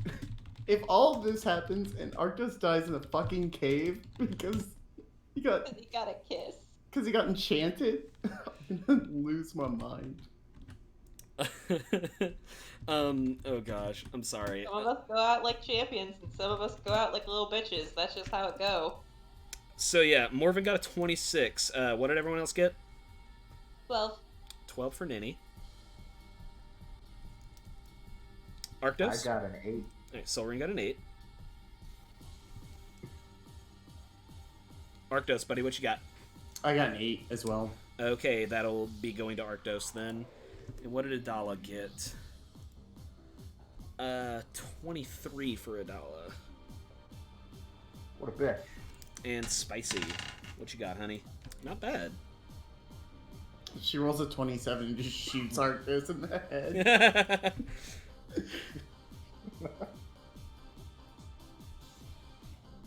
Alright, so it's going to be Idala, Spicy, the Neni, Arctos, and Soul Rune. Alrighty, Morven. Alright, first thing I'm gonna do is I'm gonna cast Healing Spirit right on top of Arctos. So you got my little spirit friends. Spirit. Do I get to tell what it looks like? Oh yeah, I get to pick what they look like. Oh yeah, you absolutely do. So my I feel like it would be Tree Fitty just licking him. Like, if I might make that suggestion. I'm cool with that. Yeah, no, I'm like, cool with I that. find like that's funny, but that's just me. I'm cool with that. Alright. Yeah, no, Tree Fitty goes over and gives him some little lickings. What does that do? So if you start your turn, or if you enter into the 5-foot square, you get a D6 of health back. Okay. That'll almost heal me back to 0. No, you don't. And- We don't do negatives. You're at 0. Okay. And I can do this 1 plus my spellcast mod for the number of times it can heal, so it can do this 4 times. Okay. Oh yeah, this is the one that got like super nerfed. Yeah. Yeah, so Tree Fitty goes over and sits on like directly on Arctos' unconscious chest. Okay. And then for my action, I'm gonna kind of take a step back and pew pew pew. All right. First one is not great. That would be a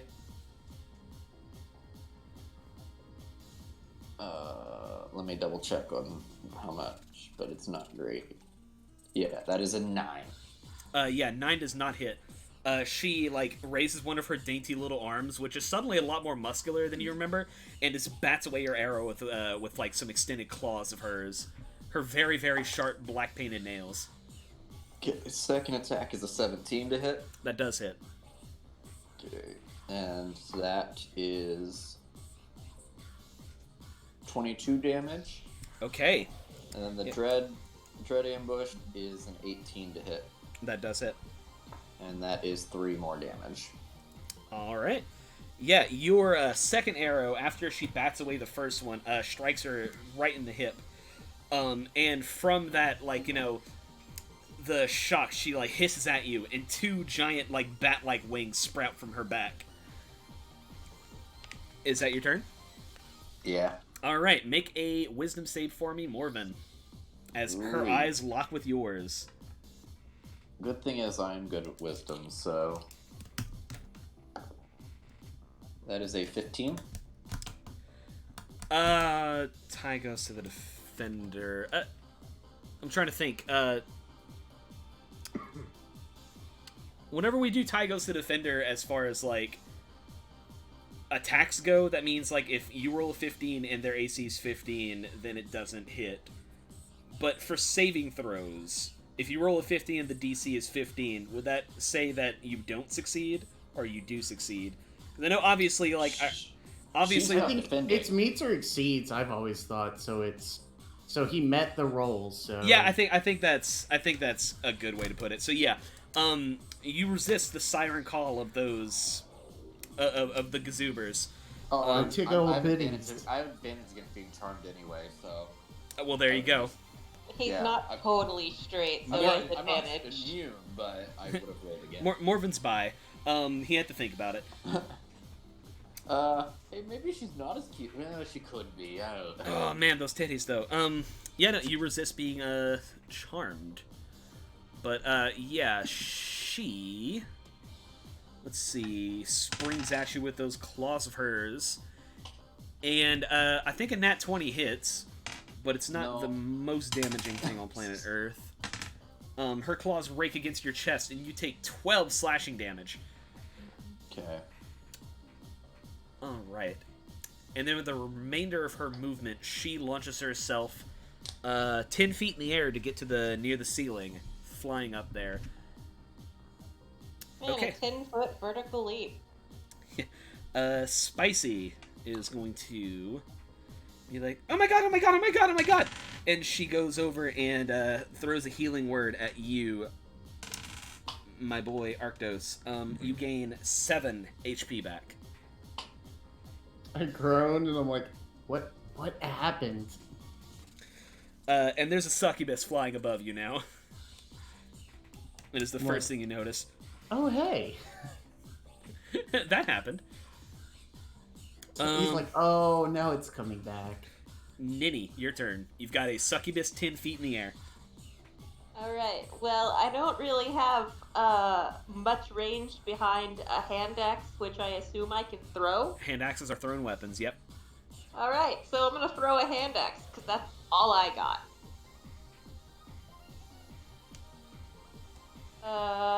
Well, that's a 4. No, that's a 13. 13 does not hit. Your hand axe, flies right a little bit too far to the right, and she dodges out of the way. Alright, I'm gonna throw a second one then. I got 2 of them puppies. The other one falls to the ground, so, it can be retrieved. Oh, I did even worse on that one. So, yeah, I just threw 2 axes, and I sucked at it, and I went, oh. You're like, "Nyeh!" It's you whiff it just a little bit. It's like you're the kid who sucks at playing basketball. I do suck at playing basketball. I was also Because that I'm kid. white. Anything else for you? That's all. Arctos. First of all, the healing spirit thing. How much is it, Isaac? 1d6. So you get 1d6 healing, which you can roll now. Wait a second, I gotta find the 6.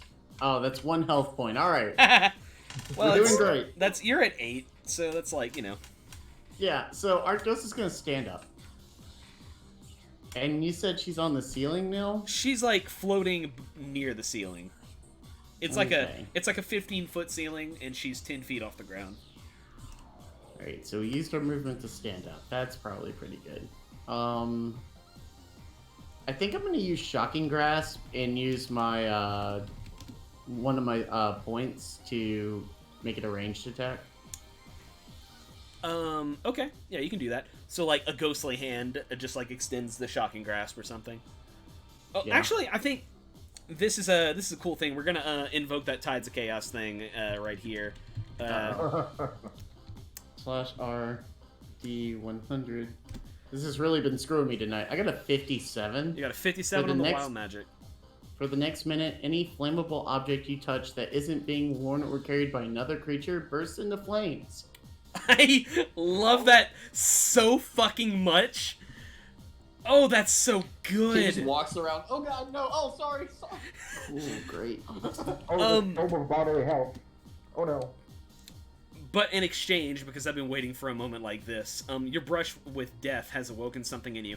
And as you launch your shocking grasp outwards, you notice, you hear a giggle, and then you see a purple fairy-like creature shoot out of your hand, made of energy kind of deal going on, carrying a ball of electricity in her hands, kind of like a whole, Rasengan thing. You can roll is it roll to hit or is it a resist? It's roll to hit. Yeah, it's a spell. Okay. It's I will say you can treat that as a critical because we're doing this for story reasons. Oh, it's a crit? Okay. Yeah. Because Ciela So- has just burst out of you, or a representation of Ciela has. So on crits for magic, it doesn't actually double it, does it? It does. Yeah, it does. If it's a ranged spell attack, then it does double when it hits. attacks. Yeah, you're right. Okay, so that's 16 plus 14 is, gosh, a lot. So 30 damage? 30 damage. Got it. Yeah. Yeah, you see this little ghostly fairy apparition giggle as it flies forward and just strikes Idala straight in the chest and explodes in a shower of shocks and sparks. Does Shocking Grass do anything? Does it stun them? Let me look real quick. 'Cause I know Make a melee. You have advantage on the attack roll. On a hit, the target takes 1d8. Lightning gets 2d8 now, and it can't take reactions until the start of its next turn. How do you do 30 damage with that? It's 1d8. It's 2 now because of the... Well, right, but Because of the the- maximum would be 16 though, right? Oh, I see. Yeah. Got it. Okay, it's one of those enhanced cantrip things. Gotcha. I was like, what the fuck? Okay. Arctos, is that your turn? Yeah, that's all I can do. Alright, Soul Rune, you just saw Arctos shoot a fairy out of his hand. And there's still a succubus 10 feet off the ground. What do you do? Cool. Well, she's gonna look at the zap, and she's gonna look at the succubus and say, "Hey, bitch, you think that hurt?" And she's gonna pull out her holy symbol, and she's gonna start chanting. And we're gonna do Turn the Faithless. And I assume she's a fiend, so she can make a wisdom save. Okay. Wisdom. I don't think a 11 succeeds. No, it doesn't. She is turned for 1 minute or until she takes damage. She has to spend her turns, try to move as far away from me as she can. Can't move to a space within 30 feet of me. Can't take reactions. For its action, it can only take the dash action or try to escape from an effect that prevents it from moving. Doesn't want to move, can only use the dodge action. If its true form is concealed by illusion, blah blah blah, true form is revealed. Yeah, the words she hears, she doesn't like. It doesn't sound nice. No, yeah, you see her just, like, hiss at the sight of the holy symbol of Shantea, and, like, her wings, just, like, start to bat faster, and she's entirely fiend now. The succubus in its natural form is actually, like, I think completely nude. It's very, like, hedonistic looking. So, question. What's up? She was in the room, right? Yes. Like, and there's no other exits than the one No, we came in? this is a closed room. So she would have to go towards the wall and hide in the corner, basically, right? Yeah. She's gonna be making her way towards the ceiling. Cool. Nobody touch her, I got this. Morven, it's your go. I am going to use my spell scroll of web, and basically that back wall is going to be super webby. Okay.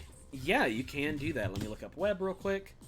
Thick, sticky webbing, a 20-foot cube. Oh yeah, she totally gets caught in that shit. Yeah, so you conjure, like, a ball of webbing that just, like, fills a gap of this room with nothing but, like, webbing and just icky spider web. And she gets caught up in it super bad. Is that your whole turn? Yeah. I'll ready an action just in case. Just in case, I will ready my... Well, that would be an action, so I would have to do bonus action. No, that's my turn. Okay. She has to make a dexterity saving throw. Well, with a nat 1, she is restrained. So, yeah, her wings get, like, caught up in the webbing, and she, like, tries to strike out with her claws, but finds herself completely restrained by all of it. And also how she's turned. So, man, yeah, y'all got her really, like, fucked up over here. She's trying to get away from you as hard as she possibly can, but she is completely stuck. Bring us to Spicy, who is going to throw a guiding bolt at her that misses. Thanks, Spicy. Neni. Wait, since she's restrained, would she have... She does. Yeah, you're right.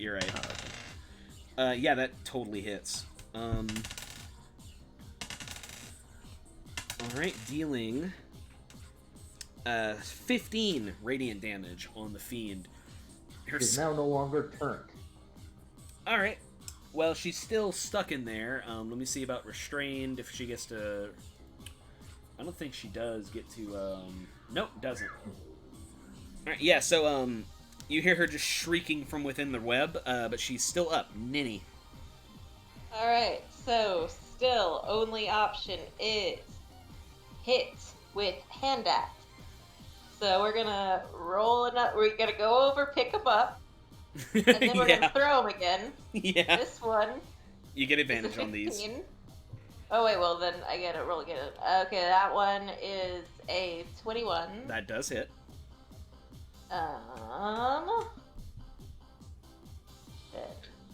Damage. That is a 13 plus. Okay, so that's a 15 for 1. Alright, how do you want to do this? How do you want to kill the succubus that's caught in the web? Alright, so after having failed my first 2 attempts, I was just like, please, oh please, oh please, oh please, oh please. And then I just threw it with all my might right at her face. Alright, yeah, you split her face clean down the middle. It's actually quite gross. And you hear her shrieking despite the fact that she no longer really has that much of a face. And then she kind of explodes in a confluence of flame that kind of burns away all the webbing. And you guys have defeated the succubus. Very tiredly, I think Arctos is just like, See, I told you. Oh, and there's still Pretty three girls more, don't hang out in caves. There's still 3 more uses of that healing spirit. So I'm gonna step over and take one, Okay, yeah, roll a d6. and then you can have the other's job. Okay, yeah. And Spicy kind of comes up to you, Arctos, and she's like, "Really? Really? That's all it took, huh?" He's like, listen, I'm sorry that that I got a little carried away back there. I don't know what came over me. I would say so, yes, but oh god, are you okay? Like, that was... We've all came close to dying a couple times doing all this, but that was, like, by far the worst of it. Like, do you need, like... I don't know, do you need a hug or something? Are you starved for affection? Is that what's happening? He's like, listen, it's not like I got out much when I was at the academy, so... I don't think you know, any of us got out a lot whenever we were in the academy, no. Just like, oh, goodness. Like, I'm sorry, I think. Is that what I'm supposed to do? Say I'm sorry? Well, if you're sorry, a heal could go a very long way. Oh, yes, right. Right, of course. Cure Wounds on you will give you 8 HP back. There's also still 2 healing spirit things. Yeah, I use the 2 healing spirit things. Alright. How much HP you still got missing? Wait, I gotta recount. I can't count. I'm sorry. 6 puts me at 20, so I'm at 22. I need 10 more HP to be at full. Soren will walk up and give you just a gentle flick between the eyes, which will heal you for 10 points as I lay on hands. And she'll say, sorry about your teeth, but yeah. I can fix that easily enough, but thank you for trying. Oh, man, I love this dungeon. Alright. With that being done, you guys have cleared that out. Okay. Anything fun in the room? Is there anything fun in the room? Good question. Let's see. Let me check 47 over here. Yeah, we might as well look around. She might have actually been studying something in here. Who knows? Let me see here. Beneath the bed. So, well, I already said beneath the bed. I'll so... look beneath the bed. Yeah. Sorry. No, there's a small wooden chest that has the following items within it. 1,200 silver pieces, 3,000 copper pieces. Let's just say 30 gold, for fuck's sake. So 530 gold pieces and 1,200 silver pieces. And a square of silk that is wrapped within a star sapphire. This beautiful sapphire that is like got a naturally occurring like star looking thing in it. I think that's what a star sapphire is, right? Yeah, it's Sure. it's like a precious gemstone that has like a star on the gem. Whatever you want it to be, Tyler. Whatever. Whatever. It looks really pretty. It's got a star on it. It's lovely. Is it special? It's not magical, but it's definitely very pretty. Probably super valuable. Okay. So how much monies we get? 1,200 silver pieces, and let's oh Christ, is 540 divisible by 4? It is. Each of you gets 135 gold pieces. That works. God. Yeah, it's to the point. 130. 135. Good lord. Okay. Currently have 340 gold. What am I supposed to do with that? Invest in a farm. I have 1,480. Yeah, it's to the point where it's kind of getting like ridiculous to say that you guys are carrying all this. But you know, it'd be like that. Wherever we walk, there's a jingle jangle. Yeah, I've got 403. I'm Need to still invest in unencumbered. farm. I'm good. I can carry this much money. I feel like some of you guys have been counting the money you've been getting a lot better than others. Well, I spent most of my money from the first campaign on armor. Correct. I have spent almost 0 monies. Fair enough. I spent most of mine on fucking cows and chickens. Yeah. Yeah, All one right. of us is just more frugal than the rest of us. Mm-hmm. Okay, is there anything else you guys would like to investigate? Arcto I'm says, kind of after surprised she this... didn't have like a copy of Jugs or something she was studying. No, actually, Do you think that they have to study? Yeah, you go to Stay you go to Stay on succubus top of the school. game. It's like I gotta be sexy, so I gotta read the sexy magazine. No, she Well, kind I know of. what. I mean, You isn't don't, that Emily, are you Is trying it- to tell me you don't study your sexy 101? Well, to be fair, I know nothing about it. You can ask Tyler. Honey, you sell yourself short. But if Oh. the Don't inter- make me if the- agree with you putting yourself down. That's like. But if Tyler. if the internets and like cable television and modern like media did not exist, sexiness would be way less. So I agree with this study sexy approach. Yeah, you go to suck you.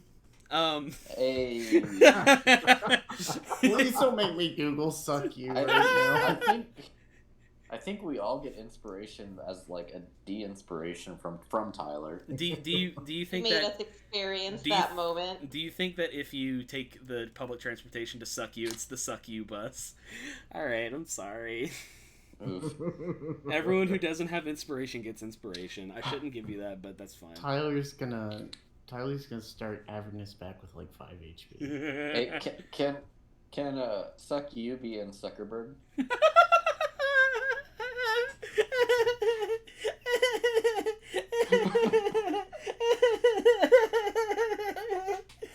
I would like to before we leave just have a little mental conversation with CL and be like, I see that you've chosen an opportune time to wake up. Oh yes, it was actually kind of oh my goodness, I just suddenly felt so not very sleepy, as if like a barrier between your soul and guys, the rest of the party, you guys are hearing someone talk to Arctos.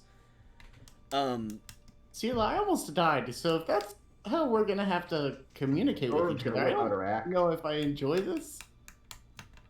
I just All start right, is tossing. there another one of those things? I just start like tossing a dagger and snickering, like just kind of flipping it. And Arctos, as you turn around, you actually do see a small little purple fairy floating in front of you, and a similarly small orange fairy floating next to her, looking like she's sleeping in midair with her head pressed up against her hands. I'm gonna be like, ha ha ha, very funny. I didn't know you could cast my spells for me. It's less of like we can cast your spells for you, more like we can augment them. At least that's what it seemed like. Like, you wanted it to go very far, so I helped you carry it very far. Okay, Yeah, really, like, I'm what's not talking about that. happening here? And yes, the entire party can see these fairies and hear them talking. I would like to roll to attack. Yeah, make an attack roll for me. I just killed a bitch. Natural 20. Yeah, so you swing your axe down towards the purple or the orange fairy. Which one? Let's just say the orange one because that's funnier because she's The- just fucking sleeping. Yeah, your axe passes clean through her, and it's like whenever you wave your hand through gas, like the light that makes her up just like separates for a little bit and then reconstitutes itself, and she's like, "No, just 5 more minutes, please." Arctos just looks at Soren and he's like, "What you doing there, bud?" I Can mean, you- see them, right? Are you not? Cast a spell on them or something. Arctos is like, "Oh my god, you can see them?" Well, it Yes. did Oh, seem. well, that's new. Listen, now it did seem that your little brush with death there, seemed to have knocked something loose vis-a-vis our occupation of your soul. I suppose is what's going on here. So, like, surprise, I feel like we can project ourselves a little further from you. Like an upgrade Oh. or something. Soren's gonna press the blade of her axe into the purple one now. And the same thing. She doesn't seem like she's physically there. She is like more of a projection. Your axe. Soren, that's not gonna work. They're like in my head or something. I listen. I Yeah. get it. Slowly Imagination. start pressing the axe towards your head. I'm gonna be like, Sela, this is Soren, this is Sela. You remember that weird tree thing from the citadel that we like burned to the ground, and there were like lights and everything? You did a very good job, I mean- by the way. I mean, there was a lot of light. I mean, it blew up. Yeah. Well, to be fair, apparently there were 2 beings in that tree, and apparently something weird happened with my magic, and now they're like in my head or something, and that's It was like they Now built I a. It's like they built a bridge out of magic to get us between. I just remembered their voices, so now I'm going to continue doing this. It's like they built a bridge of magic in between the tree and his soul. You know, it's a very obvious place to go. Either we stay in the tree or we just go into the boy's soul. You have two beams in your head, and now there's a bridge. well, there's no bridge anymore. They're pretty much here.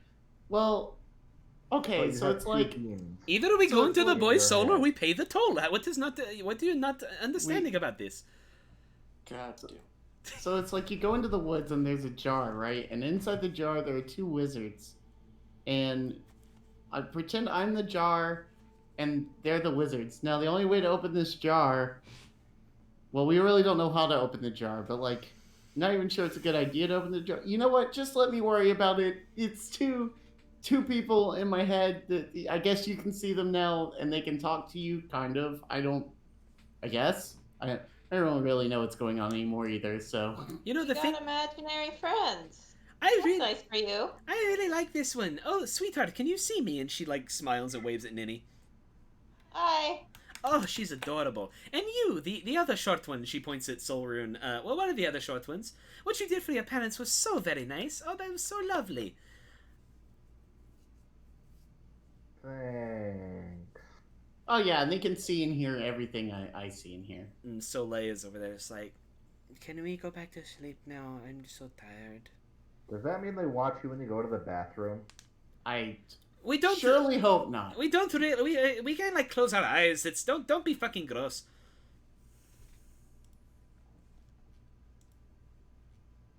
But Listen. you're in his head, so does that mean you close his eye? I don't understand this. Just at don't. all. We It's are all not- we are all individual beings that live on our own terms, and we just hang out inside the party, the clubhouse that is his soul, and we help with his magic. Because what else were they going to do? We're fucking bored. So Soren, have you ever seen the old Yeo play Friends? Oh my god. Pretend that this is Monica and Phoebe, and I'm the Actually, apartment. another thing I've not That's seen. just I what they have no can do. interest in seeing. Well, I It's don't know fine. what the Canadian version of Friends is. You're so not just missing gonna have to much go- because Friends Canadian fucking version sucks. is Buds. Yeah, friends Buddy. kind of suck. Yeah. Have you ever seen Buds? It's the same thing. Hoser and Dozer hang out inside my head, and I'm just the apartment. Okay? God damn it. Oh jeez. Okay. All right. That's enough fun for one day. Anyway, so now that we can do this, I can't fucking remember how Irish people talk at all. Lucky No, Charms. Seal, are you okay? You don't really nailed down what accent you want to have there. Look, I hope Kara isn't listening. She's gonna fucking kill you. look, Coleman is a bit of a odd one, so just let me have my own time to. I figure it's Merida. It's Merida. Well, like, you just hit your head and you're just cycling through everything that you can talk like right now. Right. It's I don't have much opportunity to speak out in common. Most of the communication in the Feywild is it's a bit non-verbal. You know, it's crazy. Synopsis, yep. Just one more question, Seal, before y'all go. So you seem fine, but Soleil is still very sleepy. I feel like she was always like that. Is that gonna fix itself eventually, or are we just Well, you have to Just- think. You have to think about it. The differences between the Seelie and the Unseelie Fae are very pronounced. You know, both still very scary. But if you ever go to the Feywild, you'll understand. But I feel like Owen's gonna start walking away because now it's just too much. Okay.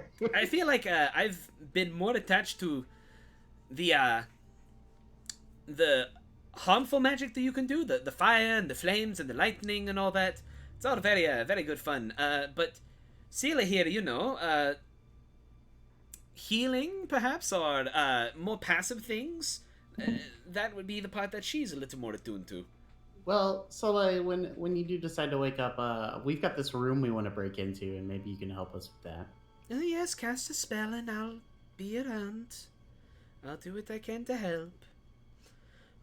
So Josh, what I'm basically driving through here is that they don't really give you any more functionality. It's more like they are a manifestation of like the mechanics of your meta magic and your like your invocations and stuff like that. If that makes sense. Okay. Yeah, they're not gonna give you like any additional shit, but yeah, that is the whole thing that I'm thinking here. Okay. So any like passive or like helpful effects are usually going to be handled by Soleil, and Sela usually handles your more offensive magics. And they both puff away into like these poofy little sparks, and they kind of fly back into Arctos' chest and just kind of nest in there. You're not wearing a hat, so I can't do the Zelda thing. Yeah. Well, and like, all right, well, now that you've met them, I guess we can go. Alright, is there anything else left in here? There is not. Oh, how long does that stupid thing last? Let's see here. Oh yeah, you might want to... For the next minute. Okay, we're probably good. Okay. Yeah, you guys talked to Ciela and Soleil long enough to where it kind of wore off. So there's a couple more rooms, but I'm just going to spoil it for you. They're all identical to the other 44s you've been to. So you guys can continue going to the east if you wish. Sure. Cool. Let's see what's out there. Number 46, common area. Looks like another common area. This hallway leads to a large open chamber. 3 doors open into it, and a dark pool fills a low stone basin in its center. The chamber is littered with the remains of old warriors. 7 dwarf corpses lie where they fell 100 years ago, surrounded by the remains of at least a dozen orc warriors. The dead have been stripped of their arms and armor. Only a handful of broken weapons and shattered shields remain. I will update the map, because you can see pretty good way out of here. There's so many empty rooms. It's kind of like bullshit, but whatever. There's Like, so I much all stuff have up magic there. weapons. Don't try to bypass it. There's so much stuff up there. It was I think mostly- they're empty rolls. It was That's mostly the Wizard's ghost in new the favorite thing succubus. is fill dungeons full of empty rooms that have nothing in them. It was the ghost in the succubus that I was most excited about. You put the ghost in the succubus. Ooh, can we hang down this way into? I wanna, as we go down this hallway here. Fucking knew you were gonna do this. I'd like to check out 40 over here. Okay. Let me see here. 40. All right. Yeah. You hang left. And go down this little hallway, which opens up into a bed chamber. One corner of the south stands a large wooden sleeping platform, badly gouged by axe blows and partially burned. A table, a bench, and a writing desk have been similarly treated. In the middle of the southern wall, a space has been cleared for a simple sleeping pallet and a pair of large satchels. 2 doors exit the room to the north. Wait, I gotta see. Yeah, let me uncover 40 for you. Let me see here. Should have done that in the first place, but that would have... nah, it's fine. It's basically, that should have been a secret door, but it's fine. It's fine, Tyler. It's fine what you're doing. Like, what's really idiotic about it is that, like, it's a secret door, but also it's heavily communicated how you get here in the first place. So it's fine. I'm not the worst DM in the world if I forget a secret door or two. It's fine. What's real fun is when you're running Tomb of Horrors and you miss like 3 secret doors and your party like is like, this isn't that hard at all, and you're like, well, fuck, that's why. Yeah, it's fine. So you're saying the door to the north is supposed to be a secret door? No. The door that got you into this room in the first place. But the bed chamber is the one that is actually to the left of 40, and you've got those 2 rooms to the north. And a door to the west has a... Yeah. I guess let's check this door to the north first. Okay, you open it up, and it opens up into a closet. You see the mildewed remains of several cloaks. It's pretty gross. I think I'm just going to shut it back and be like, nope, nothing in there. There is a door to the west. I would like to try the door to the west. It is locked. I'm gonna look at Morven and be like, "Hey, Morven, this door is locked. What do you think we do about that?" What's up at the door? It's locked. It's locked. And I definitely don't have any lockpicking tools, so it's not like I can. Is there anybody around? No. Oh well. Yeah, there's no. 'Cause I don't really.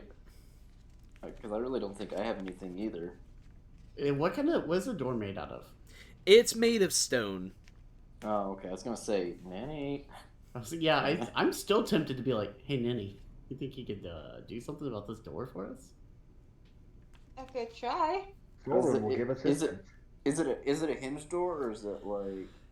It's like a classic dwarven door. It's stone, but it has like a knob on the right side. It opens up like a normal door. It's just made of stone, and it seems like it's pretty heavily locked. Does it Yeah, open but- towards us or away from us? It looks like it would open towards you. Okay, I'm gonna look for them hinges. So, like, And fuck them break- up. I destroy rocks for a living. Yeah, you have a What? mine, a thick mine, right? What's stopping me from destroying this rock? It's like we're not. really nicely masoned rock or something. That doesn't make it stronger. Just rock. You can roll Yeah, you can exactly. roll a strength check to try We're to break back- it down if you want. We're Can I back give her there, like, assistance rubbing her as I have shoulder. mason tools? We're like rubbing her shoulders, like amping her up. Like, come on, you got. Can I give her assistance, Tyler? Yeah, you can. I'll basically Alright. break up my sledgehammer. That is an 11 plus strength, which is a 16. You can roll it at advantage because you were being assisted. Alright. I have a That is backup an plan. 18 plus 5. 18 plus Jesus Christ. Yeah, you guys like get to work on it with Neni doing a substantially larger portion of the lifting. It's like Hi-ho! it is just occurring to you guys how freakishly strong Neni is. Because despite her being like she's like 2'8", she lifts up her Iggopoov, which is already like her length, and just like effortlessly chink chink chink into the wall and just breaking down little bits of it until finally she punches a giant hole through this door. And behind it you see like a couple shapes like within the darkness within, like stumbling about, like, what They went Hello? that way. Oh, It- okay. So, Morven, on my mark, I'd like you to throw open the door. But we're already through it.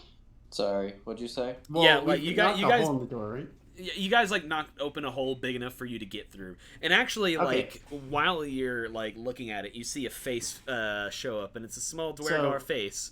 How many Dwargars are in the room? Well, you only see the one face that is currently looking through the hole. Guys, go get that succubus that blew open the hole in the door. Now I ain't fucking stupid. Did you just? want us to show you the succubus? No, but I see you got through all the way around, but it looks like you broke through my wall over here in my nice little bed chambers here. I'd like to metagame for just a second. So, I'm really thinking about casting this fireball on this asshole.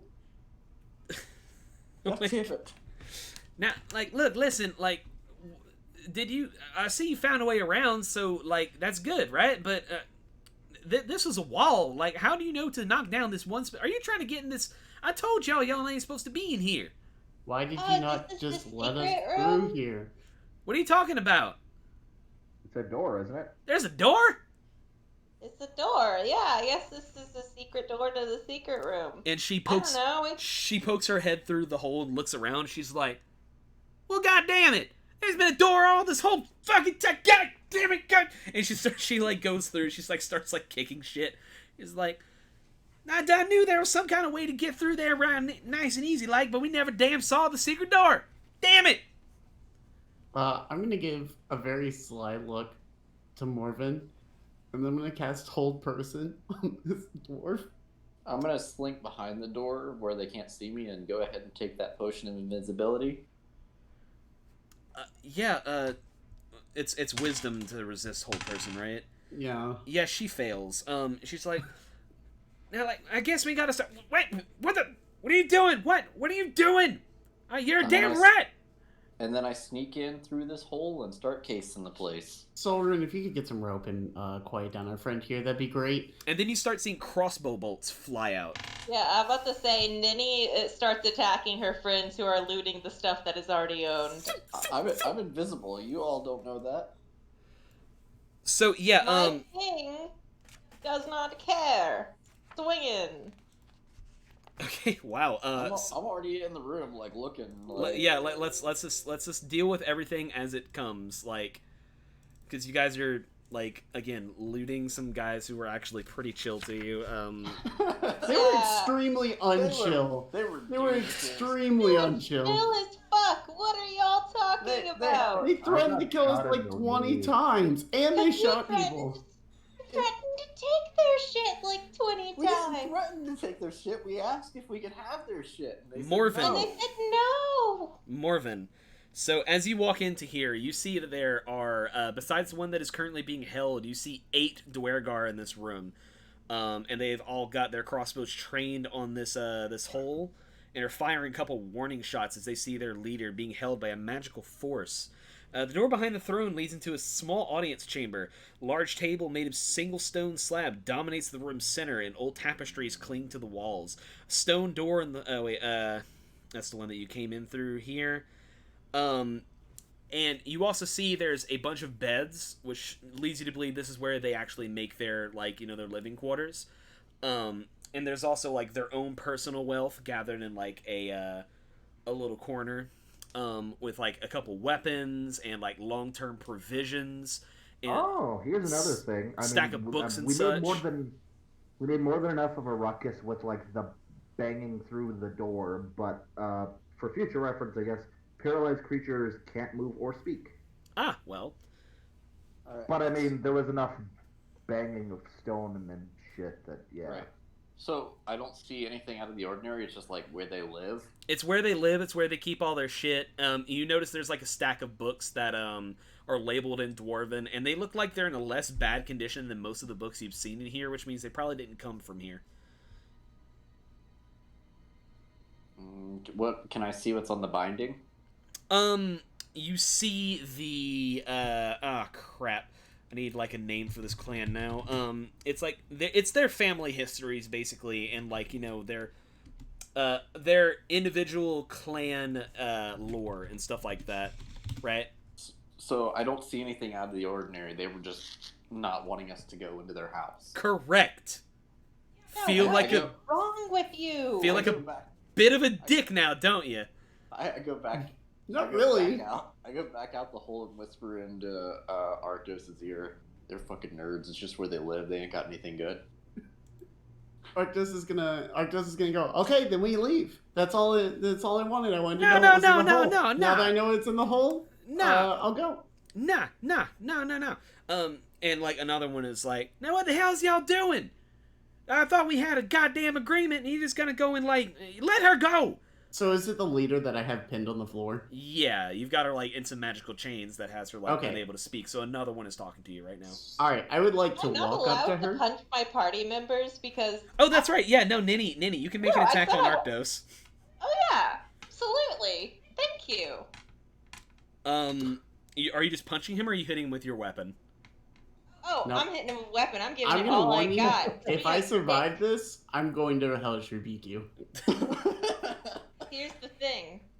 I warned you several times that we are not doing this. So we are not doing this. I wanted to know what was in the room. Alright, so We that's didn't a take 19 anything. I wanted to know. plus 9 to attack. Yeah, that definitely hits. Roll damage. Alright. Hold up. I am also doing something in Final Fantasy XIV. Oh my god. I'm Just gonna go ahead sorry. and I queue up didn't this think I would television have to too. attack my party members I was just playing games. You can roll your hellish rebuke now, or well, if you got your damage. No, I gotta get my damage. So that is a 6, 7, 8 plus. Okay, so that's a 10. Okay, so now you need to make a dexterity save. Okie doke. I'm just gonna put on some music to illustrate how this makes me. Yeah, I'm gonna feel. cast this at the next highest level. Alright, so Dex is 18 plus 2. So Okay. not a 20, a dirty 20. That's fine. That's fine. A dirty 20. So you're gonna take half of 3d10 plus. One second.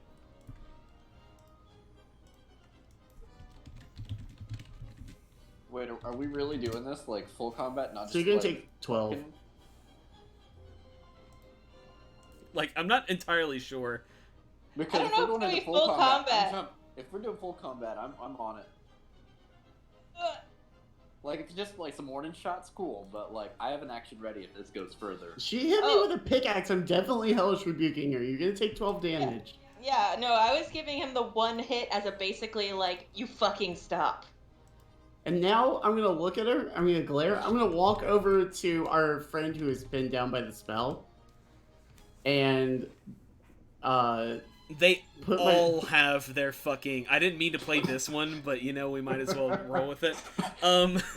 So they all have their crossbows trained directly on you as you approach, and Yeah. they nudge them towards you as you get closer to her.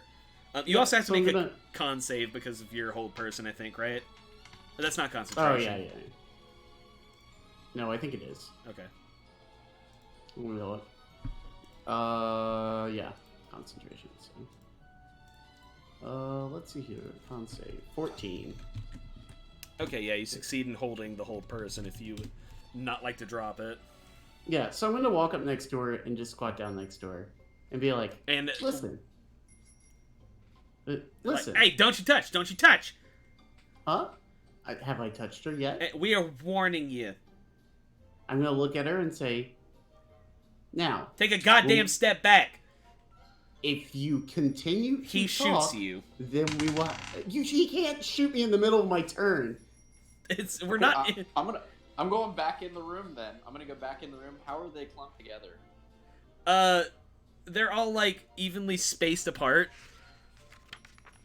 I love how you guys think you have like a bargaining position here. All right, the one that's being sassy, I'm gonna run up behind it, and I'm gonna throw a thing of alchemist fire at it. You guys have been so good about not being murder hobos in the long time we've played. So I'm sorry. this as is soon as we incredible. walked into the room last time, they attacked us. Because And you then were we had doing to shit that talk was, like, them not down. cool! No, we literally walked into the room last time. This You walked time, in a room I you're not opened the supposed to be door. in.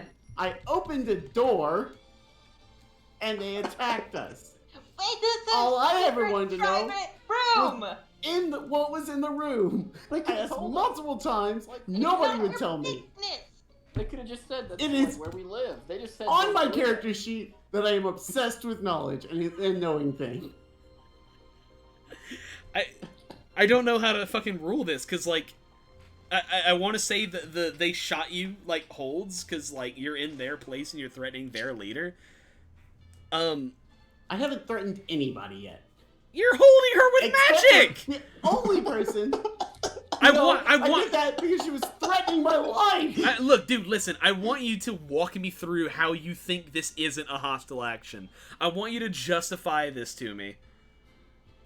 Because since we showed up in this stupid place, they have been nothing but aggressive and mean to us. They live here. So They could be hospitable guests. I mean, They don't hosts. have to be. They I walk didn't into- invite us. I walk into fucking Lafayette and I don't go, "Hey, I shot your friend in the leg, and now go clear out my house of all the demons Lafayette for isn't me." a war-strewn ruin with, like, succubi and also- ghosts in it. This is And you know also what? not We like dealt a with the public place. ghost, so like. All right, if this stuff is going, Nini's out. She's leaving. She's going home. I want you to We literally didn't even take anything. I just wanted to know what was there. roll me a persuasion check. The most important persuasion check in the history of this entire like campaign. Okay, then I'm gonna use my inspiration you gave me earlier. Okay. Good call. Good call. I got a 14. Oof. Let me. Now you let her go and we'll talk, okay? And his voice did crack. I'm gonna look at him and be like, I will let her go. I have something I'd like to say first. Alright, say it, whatever. I'm gonna look at her and I'm gonna be like, now, since we showed up here yesterday, you've been nothing but rude and mean to us. You attacked my friend and shot him with an arrow. For no reason other than we walked into the room. And when we asked about what supplies you had to help us with, you basically told us to shove it and to go do your dirty work for you. Now, I've nearly died to a succubus. Our friend had to fend off ghosts. One of our other friends nearly got killed by skeleton ogres or something, some madness. We've had to deal with more garbage from you than we've ever had to deal with, including the orcs, who, by all accounts, were nicer than you. So, And Spicy calls from all I like wanted behind to the know. Spicy calls from behind the hole and she's like, I don't actually endorse anything he's saying, just for the Shut record. up, Spicy. So, I wanted to know what was in the room. That's all I wanted to know. You told me it was a bunch of magic shit. I said, why can we use the magic shit to help you out? You said, no, that's our magic shit. Come to see it, it's just a bunch of food and crap. I've got food. I don't need more food. I mean, they do have like weapons and shit. Like I did say they have like Yeah, significant you know material what? wealth here. Nothing is better than the garbage that we have right now. So, after this, I don't want to hear it anymore. I don't want to hear it from you or your dwarf friends or anybody else. I'm going to go down in that hole. I'm My going to deal with this inspiration. stupid dragon I problem. rolled a 19 athletics to grapple Arctos mid-conversation as Silrune is throwing herself at him. Yeah, We're go, going to deal with it. contest strength for me, please. Like make Oh, a strength no. saving throw. I got a 5. Yeah, Solrune has you in a fucking good like full Nelson. And I'm just gonna say the whole person drops because this is ridiculous. And she's like, thank you. Now listen. I think there's been like a whole bunch of misunderstandings. Like it's a bit paranoia inducing to live down in these here halls. There's a lot of things that want to kill us. And you know, the whole adventurer thing, it's kind of like lends itself to, hey, do these things for us for a material reward. Is that safe to assume? That's what y'all do. That is your job. Listen, I didn't want you, like, traipsing about our things. We're very particular about ourselves, alright? You want to know what's in here so badly? My daddy forged this hammer for me when I was just a little girl, and he said, here you go, Namira. You use this to smite our enemies and build a prosperous future for the Ashlore clan. Why and didn't I you said, show that to us yesterday? That would have been great plot building. I didn't Maybe want I you would've poking cared around my about you house. then. If someone walked into your damn house without asking, and they're being like, all right about it, but would you just let them into your bedroom where you keep all your valuables and your The elves unmentionables? don't act like this. I I'll met now roll racist to humans 10. better than you. Roll a pin, please. That is 25. Yeah, you don't get to contest that. You're not going to be at a 25. Stop me. I know my rights. I hate everything I about it. think this episode is now titled I Know My Rights. Now listen. Listen. Y'all go and deal with the damn dragon problem, and I never want to see your purple ass again. Do you hear me? See me again. Imagine. You're kind of cutting up on my end. He's a robot. I imagine Rune is like,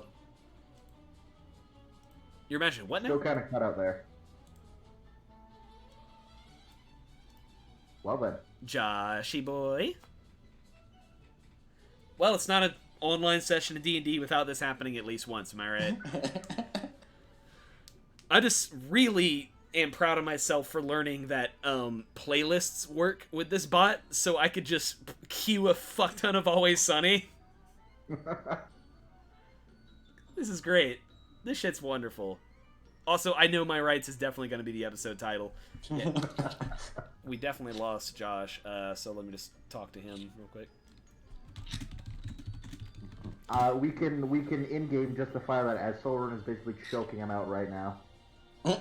Oh yeah, that is good. Yeah, I'll give you that. You're holding his mouth shut. Now, would y'all mind? It's our private living quarters. Sorry we lied to you about what was in here, but like, I don't think we ever like. You'll forgive me if I don't remember the VOD like off the top of my head, but like. I imagine Arctos is just yelling at this point. He's like, "You'll see me again, all right? You'll see me in your nightmares. I'm coming for you now." And I imagine like Solrun is just dragging Arctos out of the room by his ankle. I almost want to force you to change your alignment at this point.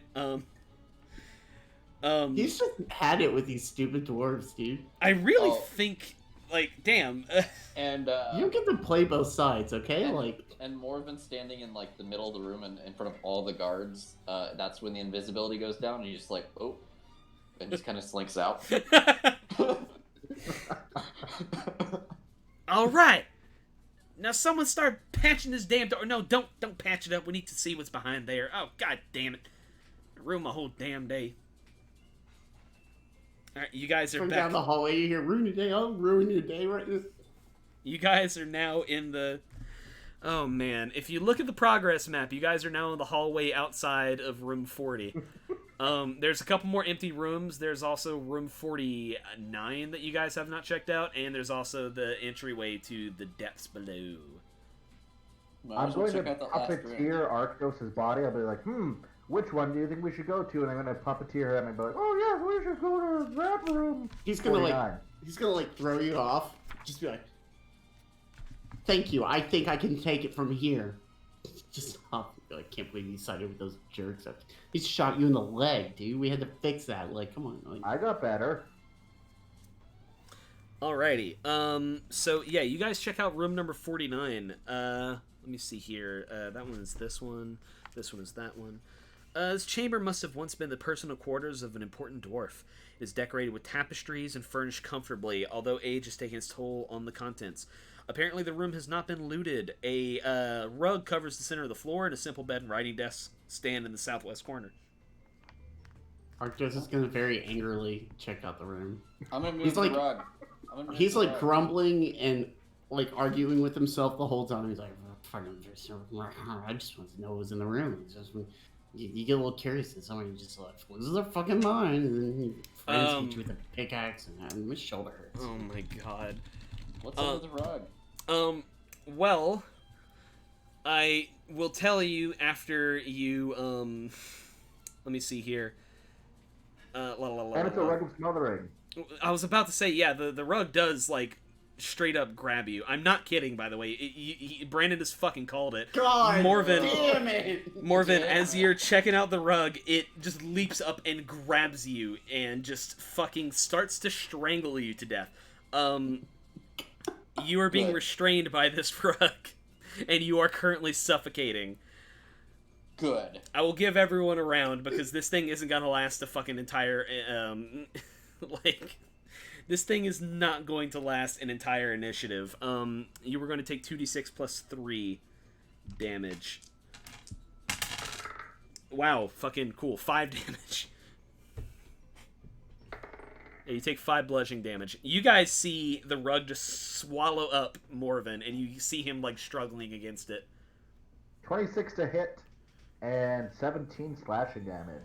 Okay, so half that. The rug takes 8 slashing damage, Morven takes 7. Oh my. Guys, I'm starting to hurt. Is it still up? Yes. I'm gonna cast magic missile at it. Okay. 4, 6, 12, 16 damage. Okay, yeah, your magic missiles just pew pew pew pew like burn a couple holes on it, and the thing finally withers out and releases Morven. I'm gonna look at Morgan and be like, "Will you stop playing with the rug now and let's go?" I'm just gonna start taking out my dagger and just cutting it up into tiny little shreds, like angrily. Oh yeah, and it is definitely like organic and it's kind of creepy. Waste a whole spell slot on this. I swear, you people, I can't take you anywhere. Okay, let me see here. You guys can make an investigation check if you would like to. I got Wow. a 4. 12, you said? 12. 12. Anyone else? I got a 17. So 17. As you're checking out the additional room, which is like where, just like it's a continuation of the study, you find a, let's see, you find like a little rock underneath the old desiccated pillow that is on the bed, and this little rock is a perfect rectangle that fits perfectly into an indentation of the wall. Once inserted, the brick slides away, revealing a secret compartment. Within appears to be a Very intricate mechanism. no, it looks like 4 spell scrolls. Hey. You find which a spell. ones? You find a spell scroll of Alarm, Disguise Self, Enlarge Reduce, and Shield.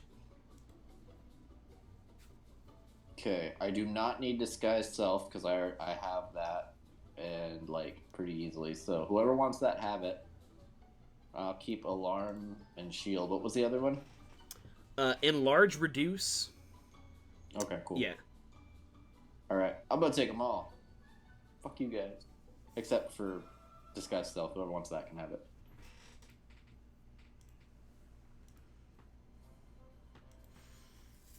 All right. So, I don't know who to give that to. Might be helpful to keep on hand till later. Yeah, just hold on to it. Okay. Or just like, can we go now? Can we go down the death hole now? I'm gonna throw myself down the death hole now. If that's okay with anybody. Can we take like a 2-hour nap? I would say that you guys could take a whole ass long rest in here if you wanted to. Yeah, let's just take a long rest. Who even cares anymore? He's like, Arctur's like, yeah, we can rest. We can take a shorter rest. Let's just take a long rest. Who cares anymore? Wizards can take a long rest in the naughty room over there. They can do it while they're tied up. I'll show you the naughty room. Don't say that. Don't say that. And the new title is I'll Show You the Naughty Room. Percy Granger Yeah. up in this motherfucker. If we're gonna take the story that direction, it's been fun, guys, but, Yeah, I'm not, like, you can go to the other room and you can do your whole thing. I'm not role-playing your sex genes and, like, no, it's not happening. I feel like Arctos is very angrily, like it's meant to be something that's offensive, and then it just comes off as like overly sexual. Oh yeah, he's a fucking nerd. What I love is that, like, all this could have been avoided if he wasn't being a dick, but...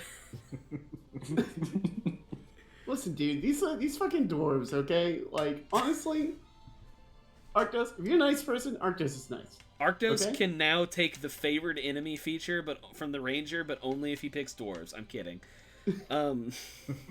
Dude, don't tempt me. I've still got this fireball loaded. Like, if Morven hadn't been in that room, dude, I would have just...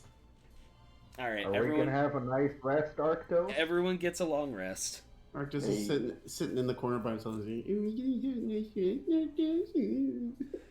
Don't make me, like, force you to change your alignment, because, like, my god. Yeah, we're getting really away from, like, neutrals and goods over here, and we're getting straight into just fucking evil at this point. That was not evil. That was petulant. You're evil. breaking down people's doors, You saying that broke you down the door. I didn't know it was on the that other was side. you. Here's the thing. If I was by myself and I broke down the door and I realized I was in their secret special room, I'd be like, whoops, sorry, I didn't know where this door led. I'm Let me sorry, help I you wanted pick to it know up." what was in the room, Neni. You I'm didn't sorry, I need to was know. curious, and they weren't going to show me or tell me. I wanted to know what was in the room. Were you a little shit that read your sister's diary too? Like, that's not your business. I mean, It's probably. Arctis like, it's knowledge, everything, all knowledge is my business. Alright, well now you get to Lauren's read about gonna your sister's slowly first start time in taking her out the diary, tail of so rope. how's that knowledge sitting with you? Arctis is like, haha, I'm an only child, no.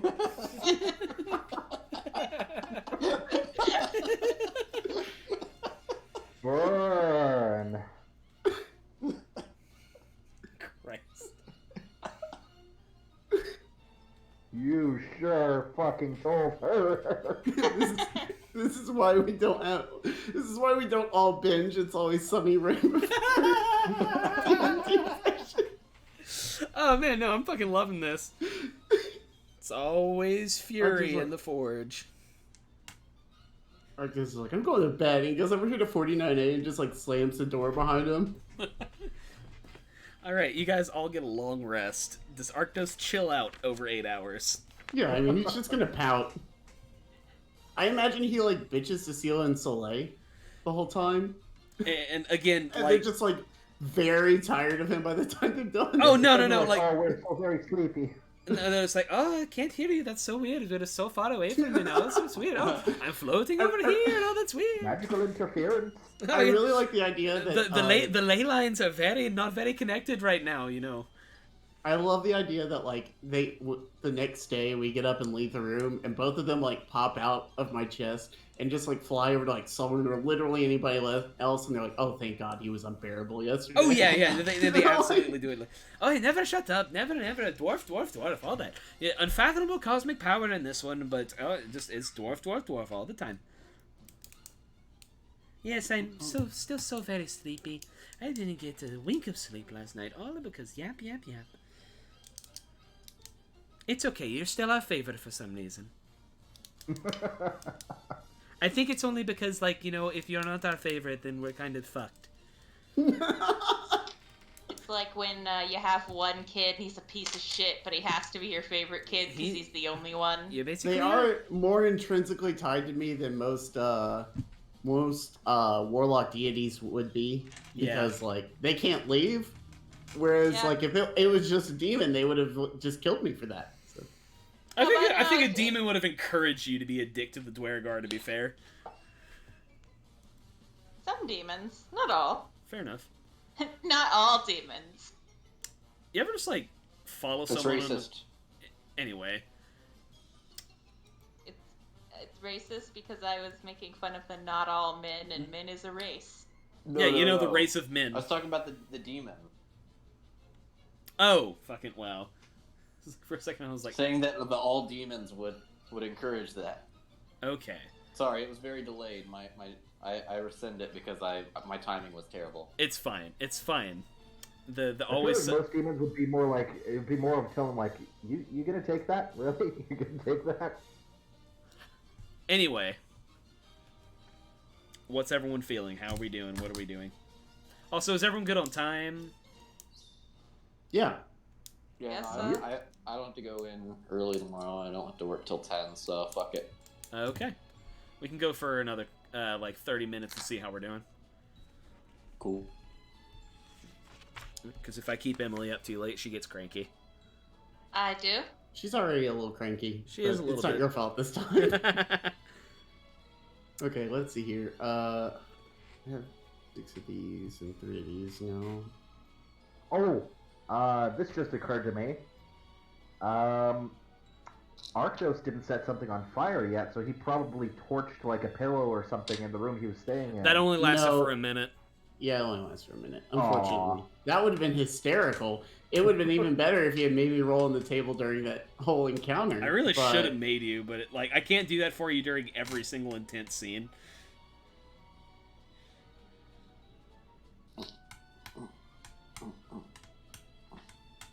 All right. So what are we doing? I'll be totally real with you guys. There's not much for you to do here except for like go down the fucking pit, but I just Yeah, that's kind of where I was at, was go down Yeah. the In the hole. pit. I don't, Arctos is just gonna open the door and be like, "Hello, all. Good morning. Are you ready to head to the pit?" Yeah. Do you want to have some goblin brew first, or maybe some bacon? and Spicy's I have like mushroom. Spicy's just like, where do you keep on getting all of that? Like, a big backpack. We found like 2 or 3 bottles of goblin brew, and you've pulled it out like 10 times now. Anyway, Big backpack. I may have learned to make my own. God. Just scooping up strange liquids as we pass them in the same bottle over and over. It improves the flavor every time. Okay. I doubt that one. So, out on 38A, let me see here. The stream running to the north of the chasm, small ledge, blah, blah, blah. The rock spur on the northern ledge partially conceals an old chain ladder that leads down to Area 51. It's not well, whatever. You guys see it. Shit. Oh, shit. You guys know where Oh, we're Area 50. God damn it. God We're storming this one. Raid it. damn it. Yeah, God. Somebody guys- call Kyle. you guys see a very long chain thing that it goes down for quite a while, to the point where anyone without like improved dark vision cannot see the bottom. Yes, I know, Isaac, you have like that crazy stupid dark vision, but like, gosh, I never got a map of the Black Lake. I'm a fucking idiot. Well, it's a good thing the COVID thing, no, not Black Lake in fucking Lawrence County in New York. No, I need Black Lake like the Forge of Fury. Like, cool. I own this book on D&D Beyond, so I can pull it up if you don't have it. Yeah, do that. Oh, I found it. Okay. Yeah, and I can just send it to you. Well, you might have access to it, actually, because of me. I'm If just you're on gonna post the full fucking map. It's not that long. Cool. Thanks, Imgur, for that awesome preview image that you conjured right there for me. Really love it. Boy. Oh, wait, no, I do have a fucking... Wow, I did have it the entire time. I'm an idiot. Whatever. Take it. God damn it. Angry.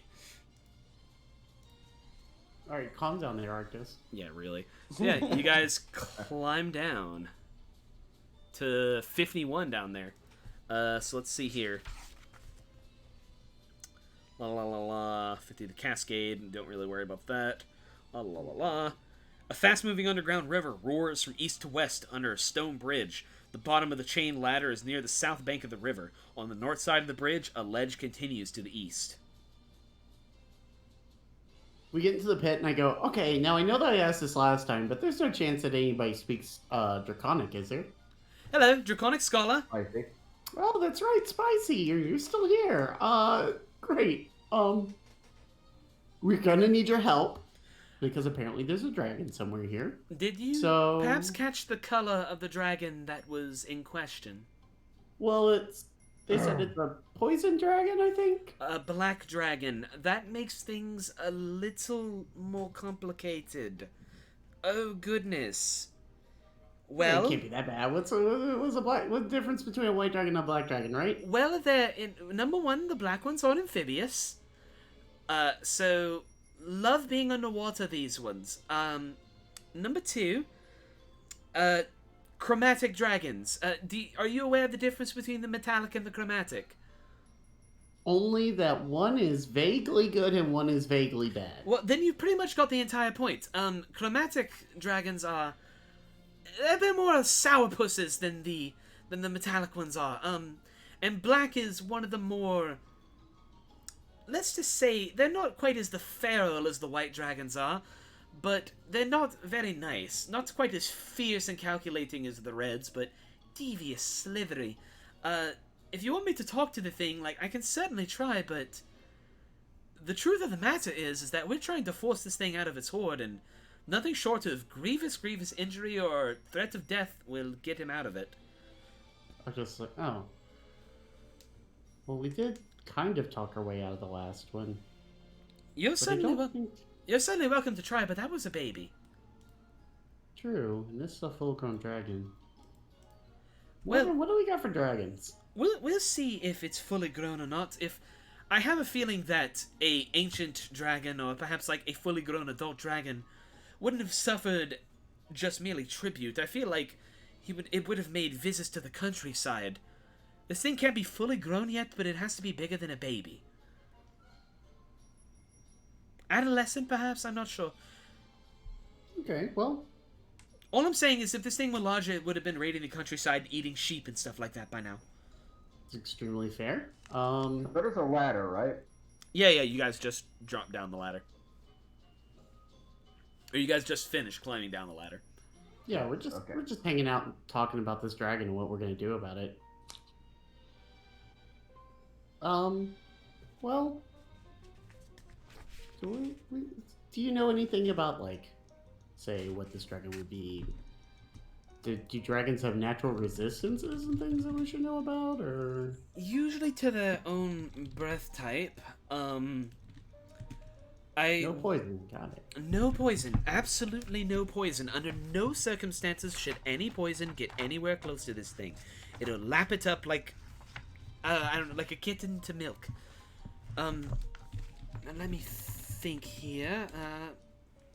And I can't exactly, like, justify, no, you have to figure it out. Because, like, you do have a dragon scholar. I figured she could give us some hints, but maybe not the whole. Well, and by the way, it's not so much poison as it is acid. I know there's a bit of a misconception that they're the same thing, but you know, yes, acid is the thing that you don't really want to touch it with. Amphibious, like we said, so water might be a bit of a problem. And what else? Oh yes, the breath.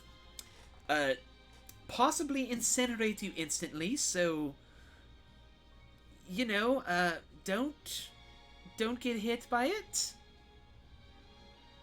You know, So, like, this Often entire thing sounds bad. Is there a better way to just, like, I don't know, seal it in? well, that's not exactly a bad idea, but dragons are very powerful, strong creatures. I don't think there's much we can do to seal it in.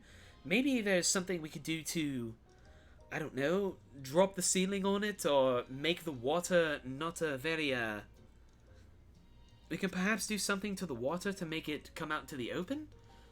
I also must add that it can't just continually use its breath weapon against us at all times. It usually, if it uses that, it takes quite some time for it to come back. I'm just saying, breath is something we're going to have to deal with.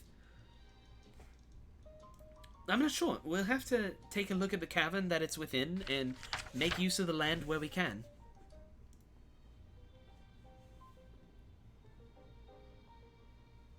Well, doesn't mean it's a large body of water, but I have a couple spells that generate lightning. Maybe if we do that with it close enough, maybe we could get somewhere with that. I don't know. That's not a bad idea, actually. We could force it out of the water into a confrontation. And since we're underground, it's not exactly like... Flying about could be quite clumsy and not the best idea. If we have Neni over here, she can't exactly fly herself. So... But I could be thrown really far. You can be thrown pretty Morgan, far. do you still have that roll of spider climb? Yes, I do. But I also have another thing that I'm planning that me and you may be able to benefit from. So I have this fun little spell called Rope Trick that we can kind of What does use it. We use as Rope our Trick little do? safe haven. What does a rope trick do? I Okay, hope so Spicy knows what it does. Well, you see, with a rope trick, you tie it in a fancy little knot, and then you hang it over something real sturdy. So, alright, so it's a 60-foot rope that we cast directly from the ground, and it leads to an extra dimensional portal. We can go in that, it can hold up to eight peoples. And you can just do that. What if they teach ranges? Yep. I thought you were just like, this is a fancy maple leaf. But now you're summoning extra dimension. I can't summon extra dimensional pockets. I'm an arcane scholar. And To be So fair, I you guess can. Morven's the best wizard. attacks Shut your mouth. and spells cannot cross through this, but we can kind of just like dip in and out as we need to. That's ridiculous. Now, like, And it lasts for an hour, and it's not a concentration spell. I hate this spell so much. I really, really hate it, actually. I really hate it because, like, Oh man. So you just want us to be 60 feet in the air and just pop out one at a time to fight a dragon? I'm not saying all of us have to, but I'm definitely saying that the ones that don't need to be right up on the dragon could. Yes, but you just said that we can't attack from being within it. We'd have to get out of it and then attack it. You touch a length of rope that is up to 60 feet long. Up to. I'm also not letting you lean out of it and attack. You have to be fully out of it. Fair enough. Then We can't play peekaboo. Yeah, I'm not letting you play peekaboo. No peekaboo, but I'll throw it as a safe haven just in case to recoup. Mm-hmm. So it's our backup plan in case somebody gets like gravely injured. And I've still got this fireball, so you still have the fireball, and it's. I will say that the dragon is not immune to fire. You're lucky we're gonna fight in the red one. Well, a red one we could talk to. The red one, you don't talk to a red dragon. The red dragon talks to you. The red dragon tells you what to do, and you listen. I've been known to be persuasive enough to. You've been known to be persuasive specifically towards red dragons, is what you're saying? Oh, you never know. I mean, I'm an infernal being. There are a red dragon, fire. There's a No, bridge right there, right? Yeah, there is. Someone's gonna start walking across. Okay. Soren, wait, there could be a dragon in those waters. Yeah, well, you know. I am going to. I think I've got this potion of water drinking, and I'm thinking about drinking it. Potion of water drinking? Oh no, water It's just a water bottle. Yeah.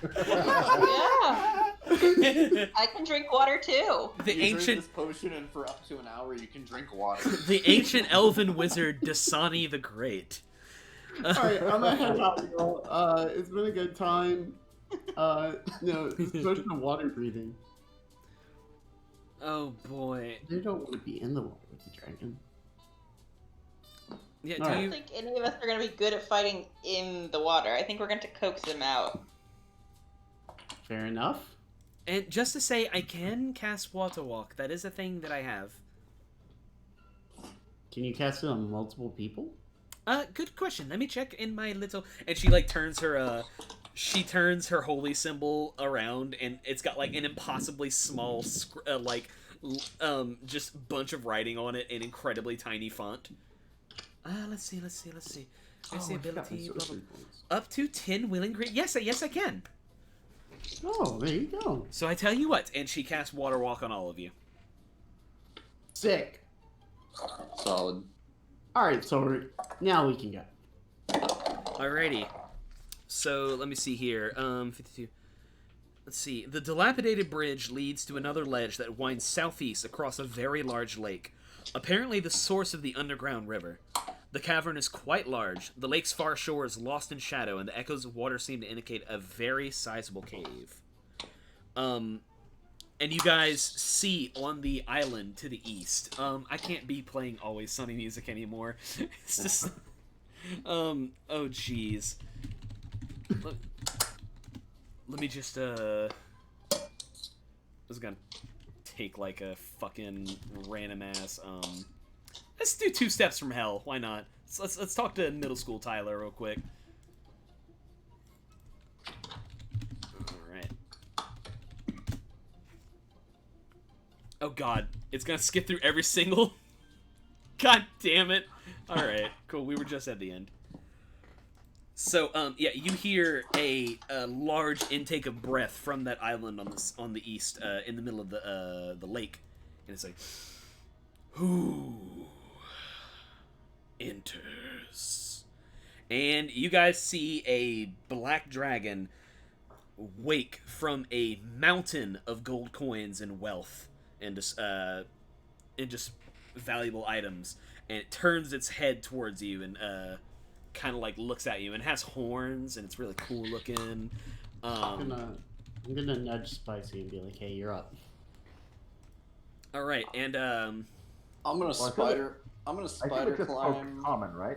I'm gonna spider climb. Scroll this too. okay, yeah, you can do that. First of all, it looks like that. Well, that's a terrible link. I'm so sorry, but it looks like that. Yeah, you can spider climb. And she's like, hello, why are you having me negotiate with it? We're going to kill it. Buy us time? Well, are you fucking kidding me? Have Nini buy you time. What's Neni gonna do that you can't? You can talk to it in Draconic. Maybe he'll think we're trying to respect it. Hell! Everyone's gonna stand up on the edge of the bridge, like onto the railing, essentially. She's gonna shout down at it. Alright, listen here, you lizard. Now either you get out of here or we're gonna kick your ass.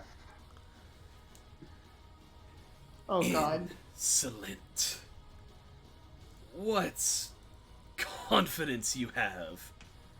Your heads will make fine additions to my pile of wealth. I am No, thank you. I am Nightscale and I am your death. Everyone roll initiative. Arctos just goes, Cielo Soleil, I'm sorry, this is not how I wanted things to go.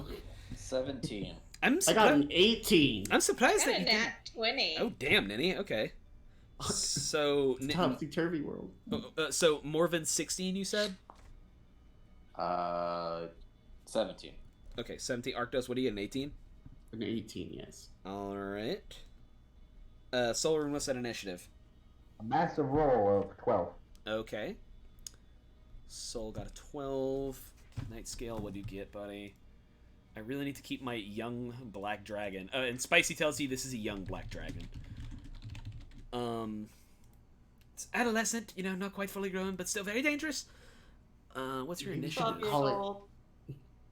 Don't call it a baby in front of it. I didn't say it was a baby, I said it was adolescent. We're not making fun of its age right now, okay? Could you calm down? It's a Spicy? statement of fact! Stop cursing at me! Oh man, Morven, your AC, your dex is better than the dragon, so... Okay, oh, and Spicy needs to go. Spicy has... And then he's like, Mommy and Daddy are fighting again. Okay, let me just write out my turn order here.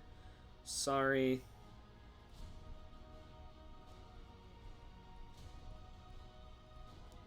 Alrighty. First turn goes to Nini. Alright, I'm gonna, first thing first, chug that strong potion. Alright, so what this does is, you're what's your attack bonus right now? My attack bonus is currently +8 for most things, +9 for eco poof. Okay, so, and your strength is +5 at 20, so that's +6, +7, +8. So your strength is currently at a +9 right now. So all your +9s are now +13s. So you have +13 to hit with Eco Poof. And what's your damage bonus with Eco Poof? My damage is D8 +6. So it's now +10. So it's like, All right. write that down temporarily. Yeah. You guys see Nini chug that milky potion. Does she swallow the fingernail? I have to know. No. Okay. And you see her arms get comically buff. I'm talking like anchor arms. Like this, like if she's wearing sleeves, her sleeves rip. All right. And remember, you can walk on water for an hour. I love the idea that it's the heckin' SpongeBob. That's Yeah. what I was just looking up an image for.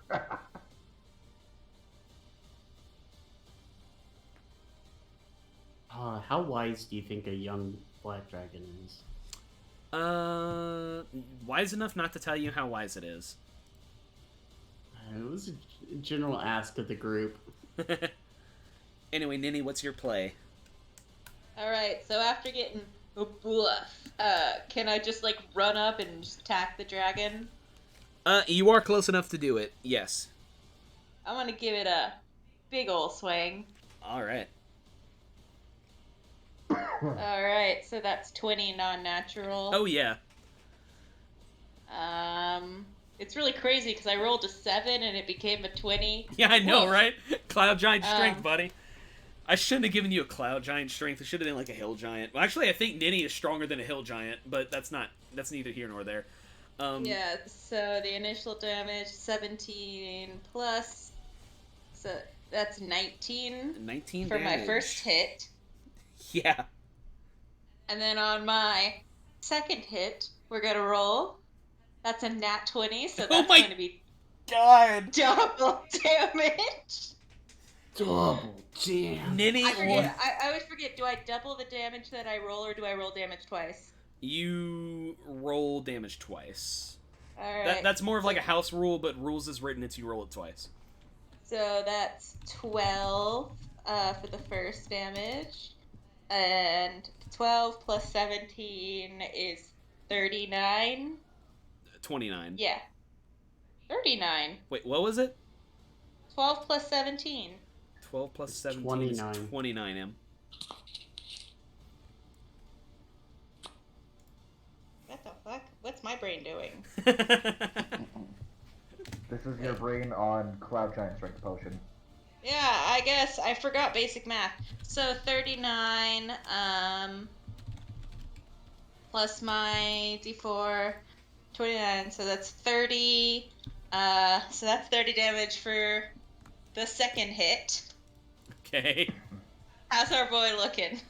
Oh man, let me so you've carved off a sizable chunk of scales from this thing, which is a very impressive feat because dragon scales are super hard to knock off, but I wouldn't call this thing bloodied yet.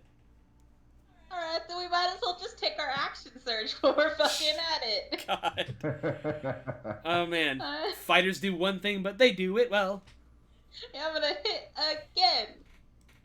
That's a 17 plus 13, I don't even have to ask. Until it parries. That's 15... 18. 18 damage. Yep, everybody else have at it. Alright, you can also attack again on your action surge, I just want to let you know.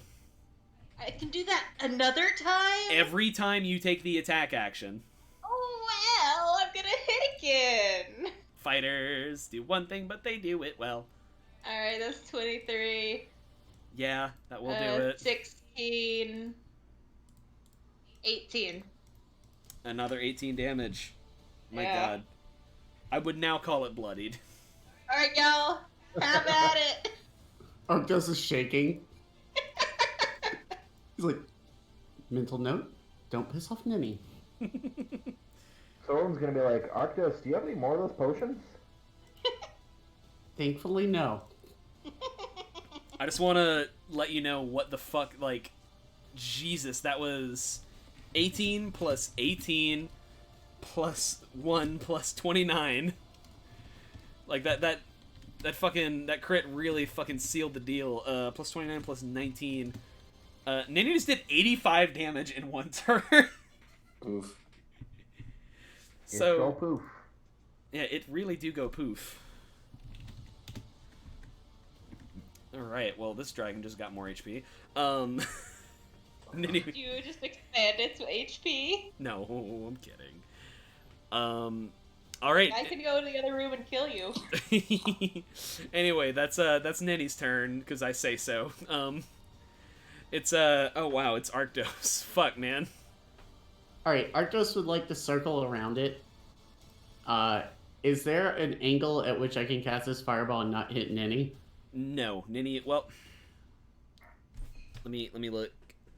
Don't How big... blow up all the money. How big is Fireball? Is it 30? I have to actually look it up because I don't have it, like, as an actual spell. Let's see here. Pointing finger, a 20-foot radius sphere centered on that point. Yes, you can position it to where, like, the edge of the fireball hits the dragon. Okay, the dragon needs to make a dexterity saving throw. Alrighty, and it will make that dexterity saving throw. Oh, fuck. Damn it! Anyway, roll that. While I'm looking at it, 1 second, let me just try to decide. I can't That is spell it. a 21 to save. Yeah, so it's gonna make the dex save, but I'm still gonna roll the... Yeah, do half the damage.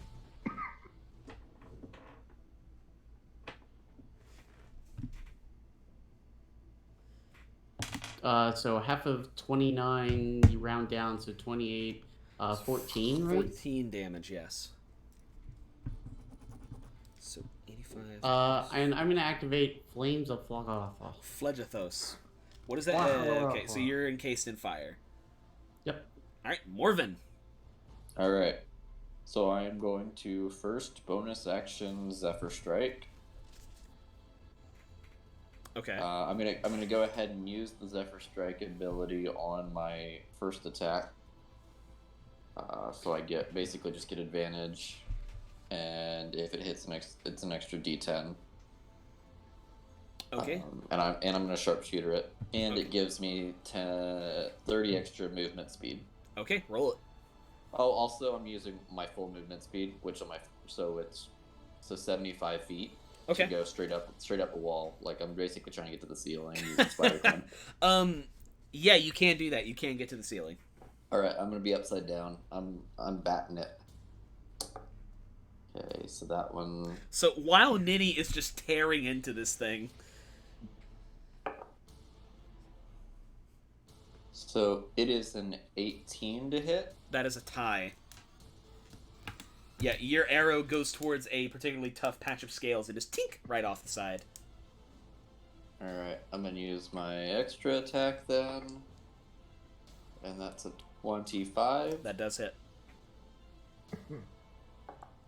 So that is 14, 19, and then the Gloomstalker. So 19 piercing. Gloomstalker attack is a miss as well. So 19 piercing. And I'm on the ceiling. All right, and I'm on the ceiling. I love that. That's like one of the best endings to a turn. All right, let me just calculate everything. All right, it is now Nightscale's turn. So the first thing it's gonna do is unleash its breath weapon. So let me see here. See how big is that? So Neni, Arctos, and Spicy, make me a dexterity saving throw. I will make Spicy's.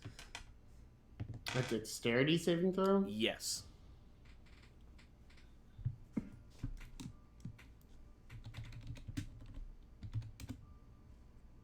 I'm gonna use Tides of Chaos.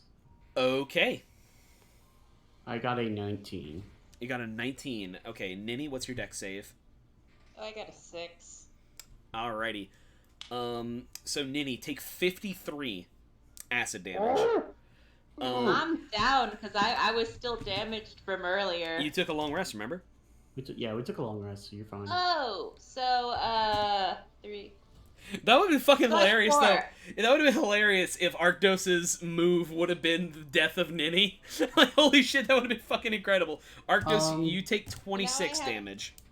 So now I have 4 health left. That would have left me with exactly 1 health left. I would have just died again. That would have been enough to kill me. Okay, yeah, so this torrent of acid just, like, sprays Nini directly in the face, and she's able to get her shield up enough to where, like, it saves her from being completely disfigured, but the damage is done as, like, she receives multiple acid burns and the heat just exhausts her. And the edge of the cone also sprays Arctos and Spicy to a degree. Let me see here.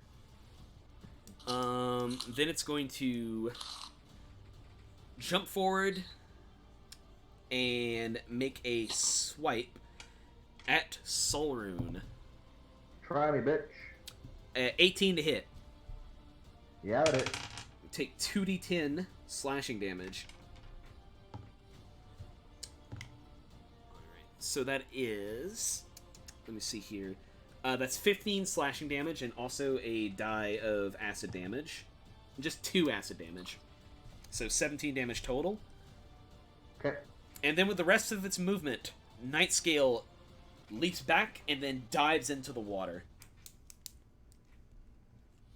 Bringing us to Solrune. Get out there for me. Oh, I'm sorry. With the rest of its movement, Nightscale jumps backwards and then dives into the water. I assume it does not provoke an opportunity attack. No, it can because it entered your range and then it exited. Yeah, you can take an opportunity attack. Okay. That's not gonna hit. Never mind. All right, Nightscale is now underwater. So my turn. Can I see it? It is. There's a undeniable shadow in the water with your dark vision. So you can definitely tell where it is, but it's gonna be much harder to hit while it's underwater.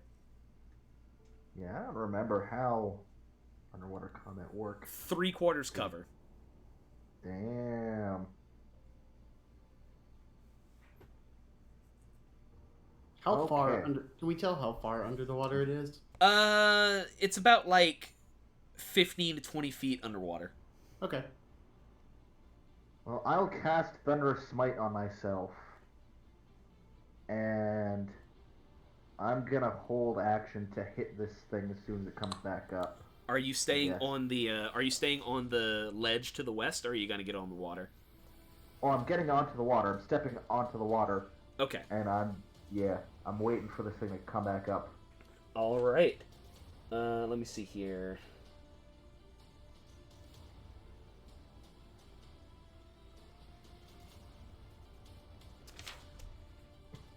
Okay. And also I have to point out there is a sizable amount of green blood that is seeping into the water.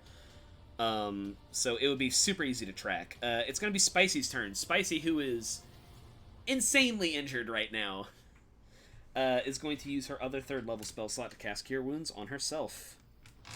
Okay. How much did we take? Do we only take? We took half damage from the breath attack. If Yeah, we... you took 26 was half. Goodness. Yeah, I took the full brunt and I have a 4 health. Well, to be fair, I don't have much more than you.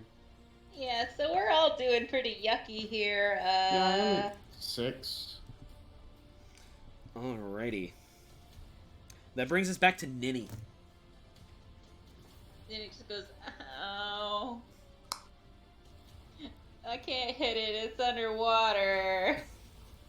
You can try throwing your axes at it. Like, that is definitely a thing you could do. It has, like, a significant bonus to defense while it's underwater. If I were to throw an axe in the water, would it really... I'll treat it as a normal attack because you're so fucking strong right now. Okay. So, let's just Firing roll. a harpoon. Alright, so that is 12 plus 12, so that will hit. That does hit. Well, its AC is boosted because it has 3/4 cover. Its AC is currently 23, so you just hit it. Alright. This is gonna be... Wait, that's the wrong dice. 5 plus 10, so that's 15. 15 plus damage. This, 16. 16 damage, okay. And I'm gonna throw us my other axe, because I hurt and I don't want it coming back up. Alright, so that's 14 plus fucking 12. So the damage is 4 plus 10, 14. 14 damage. 15. 15 damage. Forgot about your brute thing. Yeah, I had to add that. It's fine. Let me... My god, I need to add all this shit up. So, 85 plus 14. Plus 19. Not keeping track. Now, I am keeping track. I can't add very well off the top of my head. Plus 16 plus 15. Total of... My god. Alright. Yeah, the gushing of, acid blood, like, starts seeping through the water even more, and you see the dragon start to, like, shake underwater. Arctos. I'm gonna run over, I guess, kind of pseudo above it, and I'm gonna try to shocking grasp it and use one of my meta magic points to extend the range so I can hit it underwater. I have a Okay. feeling you're about to do wild magic. Yeah. I mean, I'm not gonna hit it is the problem. Yeah, I I'm definitely, wild magicking you here. I rolled a 13. I will say, though, that you are electrifying the water. That is a Yeah. thing you can do. Alright, so I got a 63. Let me Which- see. I cast Fog Cloud centered on myself.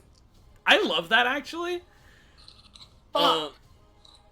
So, yeah, you guys see, like, Arctos, like, conjure, like, a bit of, like, magic in his fist, and you see, like, the fairy, just, fly upwards with some electricity, And Sela explodes into a cloud of fog and like a thunder cloud kind of deal, and shoots some electricity down into the water, electrifying it. Now everything around Arctos, including Neni and Solrune, are within heavily obscured area. It's heavily obscured. Which I don't. Is that half cover for us or something like that? That's a good question. What does obscured do? Give me just a second. I'm gonna look it up because fog cloud does not. It blocks vision entirely. It says. So you guys cannot be seen even through dark vision. Creature suffers from the Bingo. blinded condition when trying to see something in that area. So anyone looking for you and you guys looking out are now blinded. Well, that's not good. Well, hey, look at it this way. The dragon can't see you either. Morven. Arctos did just run over the dragon, so you cannot see the dragon in the water anymore. Okay. So you Am I can't... able to recall enough to know where Neni is at? Yeah, Nini was on the island. She was like on the edge of the island. Okay. Bonus action. I'm gonna send my healing spirit on top for. Okay, yeah, you can do that. Nini, in the darkness of the fog, you just feel something walk up and start licking your knee. Yeah. And then, so, our spells with saves, are those affected by cover? What are you doing? I want to make the dragon tiny. I want to reduce it. What does it have to save against? It is a con save. I'm gonna say it rolls con at advantage because of the obscuration. How about that? That's fair. It's a con 13. Okay, well the first one failed. How small does the dragon get? It goes down one size. Alright, so a young black dragon is a large dragon. So now it's a medium dragon. This dragon is the size of a tiger now. So, and it also gets disadvantage on strength checks and strength saving throws, and damages 1d4 less. Oh my god, Nini, go suplex it. Holy shit, yeah. Alright. Is that your turn? Yeah. Alright. You see the dragon sploosh out of the water. And I'm gonna... Let me see. Solrune and Arctos. High or low? I had action ready thingy on the water for when it comes out. You do? Do it at disadvantage because you are blinded. I'm gonna say low this time. Okay, and both of you guys say high or low. I miss. Max? I'm gonna say low. I will also say low. Alright, yeah, you guys avoid getting caught by the dragon as it splashes out of the water. Alright, it is now in the air, and it is bleeding heavily from one side. You can see it is weakly flying, and it looks out to the exit of the cave. On its way over, it is going to fly over and attack Morven on the ceiling. Let me see here. Where's my fucking D20? There it is. I imagine a 16 does not hit. Does not. Alright, so the bite, well, that was a claw attack, I said. The claw is going to, second claw is going to hit you. So that is a I'm gonna use a reaction to use that shield. So it's a +5, so now I have a 23 I should have. AC. I will. 22. Let me see. It was a 22 that it rolled. So yeah, that will. Yeah, you throw up the shield and block its claw just before it hits you. How long the shield lasts is just as like until the end. Until the start of my next turn. Okay, and it's still gonna try to bite at you too. Wow, another 22, and it like bites at you and tries to like break down the shield.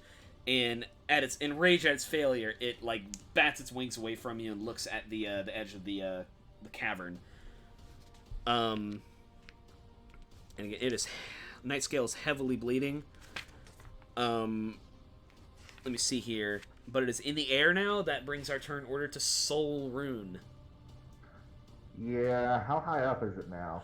It's about 15 feet in the air. 15 or 50? 15. I would say that Morven is about like 30 feet off the ground at the ceiling, but like the dragon flew up and then flew back down. It was like Okay, killing me here.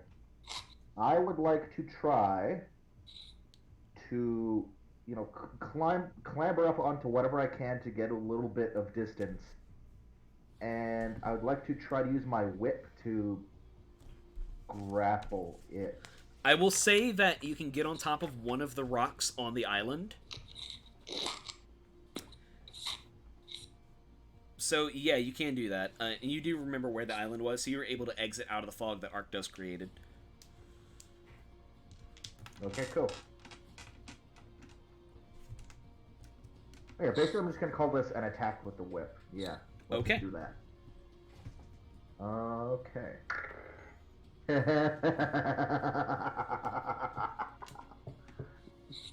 You know what that is, don't you? Oh boy. So That's exactly what that is, children. So are you saying that you're trying to grapple it, not attack it?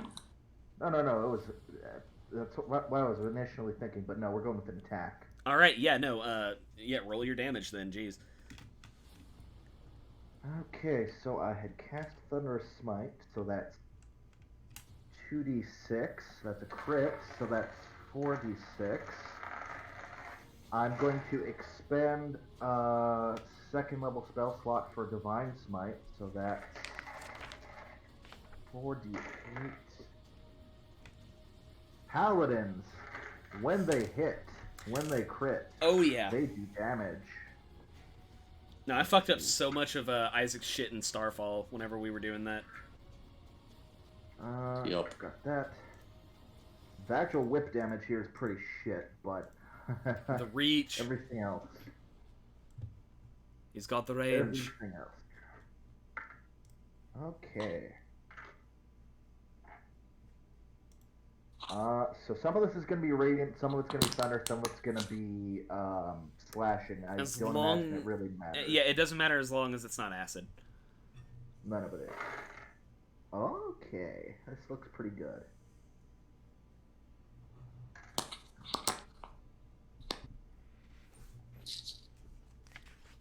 Look, is the total more than 15? Sorry, you kind of cut out there. Is the total more than 15? 42. Oh, yeah. You know what? How do you want to do this? So, this thing tries to fly away. It tries to chomp on Morven. I'm gonna run up onto the rocks. Just hold on to it with one hand for stability. And lash out with my whip, which is gonna wrap around its neck. And I'm gonna tell it, time's up. And Thunderous Energy and Divine Energy is going to basically arc up through the whip and is going to pulse through this thing's neck and body and is going to sever its head. Fuck. And it will drop out of the sky. And as it falls into the water, just a massive wave of water just splooshes up, and everyone in the cavern gets soaked. And this also dispels all the mist. And that being said, you guys have a now still cavern. With no dragon and a giant pile of treasure on this island left for you to check out. Neni just goes, whoa, and then lays down. I'm tired. I'm taking a nap. And you can soak up all 4 expenders of that healing spirit too, so you get 46 of healing. 46, yep. Okay, 3, 10, 12.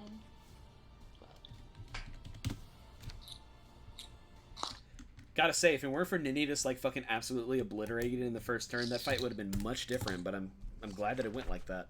I really thought we were about to one-turn that dragon. I was like, it's not even gonna get to move. Like, Yeah. I was like, if it doesn't make this save against this fireball, that it's probably just dead. Like, No. I did give it some beefed up HP before we started fighting it. I didn't make that as because I knew you guys were gonna blast through that. But I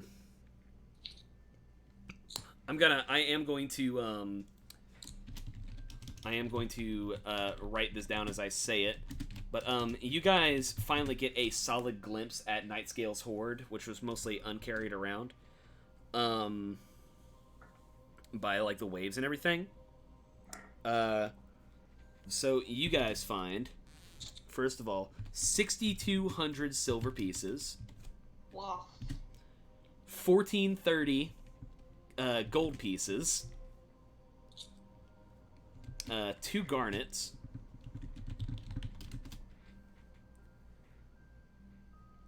Let me see. A black pearl. Ooh. Alright. Smart ass. We got a pirate ship, guys.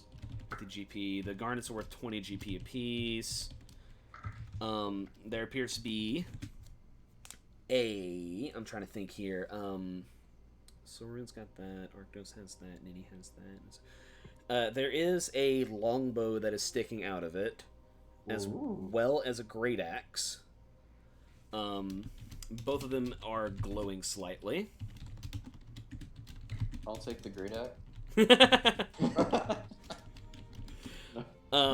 Also a glowing shield.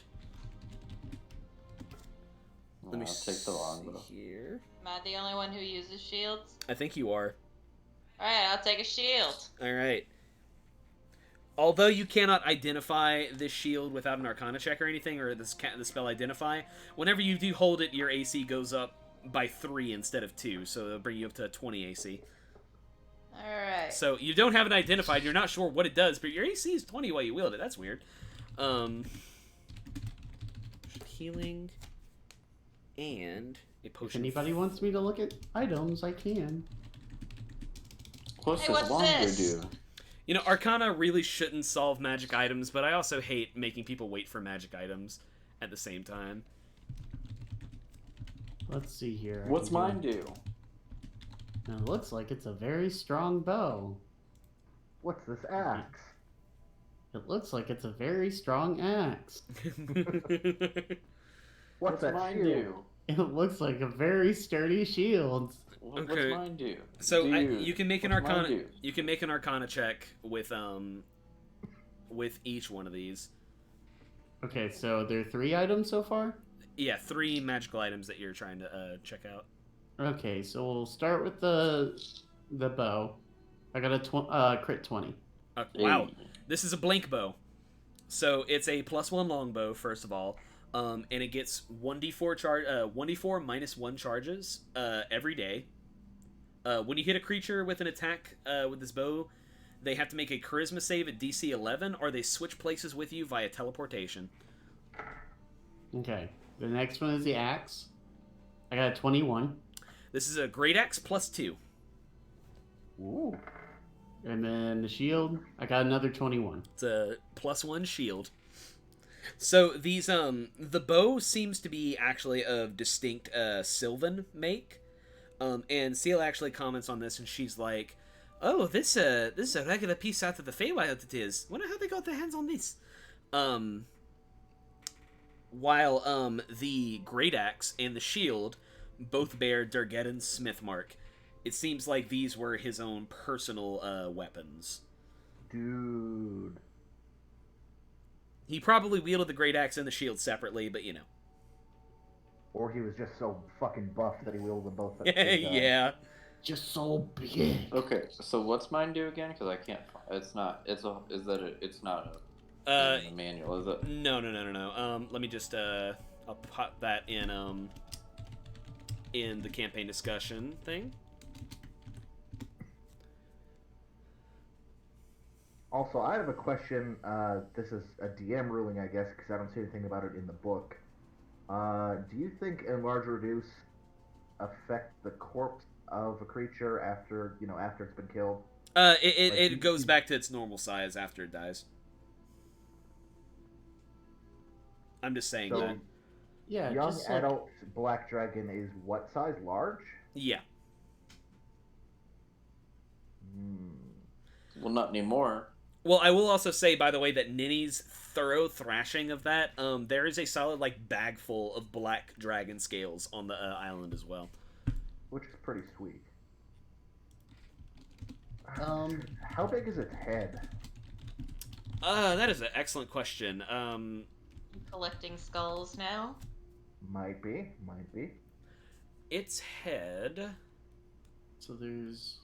I would give its head like, I would say like 4 feet long. Does that sound about right? I've never maybe. seen a dragon. Yeah, don't know, I've never man. seen a dragon. All right. Well, its head is bigger than Neni. That's not exactly a tall bar, but like, yeah. So we each get 1,240 silver pieces.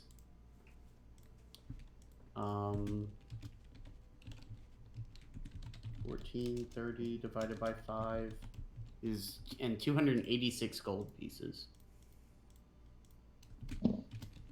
Divided by 5. Why are we dividing by 5? Is there 5 of us in this group? You only have to divide it by 4.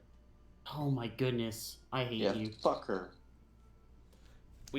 I just like assume she gets shit off the side. How much? are She we don't getting? tell us, but she got it. I converted, if my math is right, I converted everything into gold, and it's 535 a piece in gold for everything. Damn. Okay, I have no idea how much money I get out of this. You get 535 gold piece. Okay, that flat. Yeah, I put everything together and converted it. That's including the garnets and the pearls. I'll let's just see go here. ahead and get rid of Oh, I those didn't even. garnets then. Okay, whatever. I'm not. Also, while the worried party's about looking at stuff, they're gonna notice the black dragon's head is kind of very slowly lurching towards them, and then at some point they'll probably notice that Solrune has like cut a hole in the bottom, and she's like slowly walking it over with her inside of it, Oh, she's just like, poking it over. oh my god, that's gross. So, does anyone mind if I take this? I've got some ideas. You know, waste not, want not, all that. That's yours. Sure. You do you.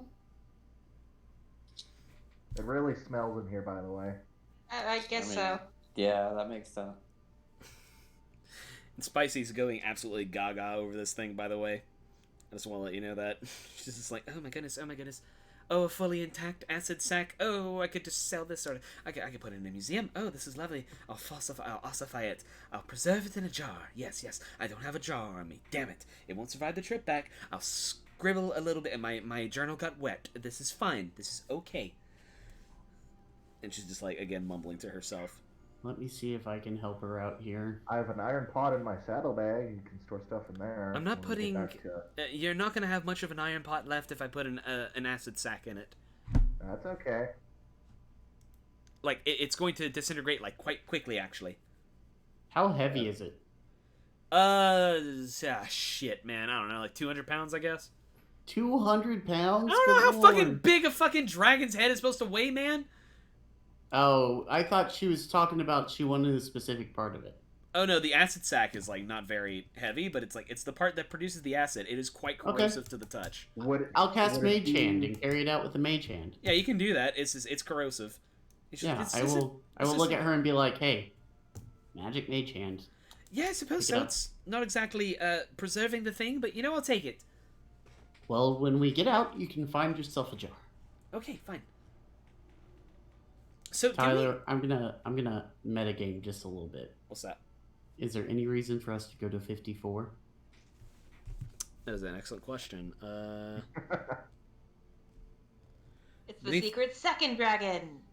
Beneath the surface of a small pool is an underwater passage that links the Black Lake to the Dark Mirror on the east side of the Stone Tooth. The submerged passage is about 700 feet long. So, it's an exit for the dragon, basically. Oh, okay. Well, we fixed that. Yeah. Okay, cool. I just wanted to make sure before we moved on and we're like, oh yeah, we're done. That you could just give us a yes or no answer and we could decide. All right. So, do we go and talk to the Dwergar again, or do we just kind of leave that be? I don't want to talk to the Dorgar. Well, I know you don't, but I don't exactly think I'll you'll go really. talk to them. I'll Yes. tell them it's all good. Okay, can you hear me from inside this thing? Is someone talking to us? Soren, What's up with more? Soren, you're gonna have to make a talkie hole or something. Could you like poke an eye out? And... She's gonna like trudge forwards a bit inside the head and lift up its upper jaw. She'll poke her head out and she'll be like, yeah, I think we should go to the Duergar. I mean, they said they had magic stuff. Maybe we could trade some of our magic stuff for better magic stuff or something. By the way, you take 7 acid damage from being inside of that thing. Like, yeah, that's really gross, and I don't know how you're gonna get it up the ladder. You know what? I'm just gonna have to. Okay.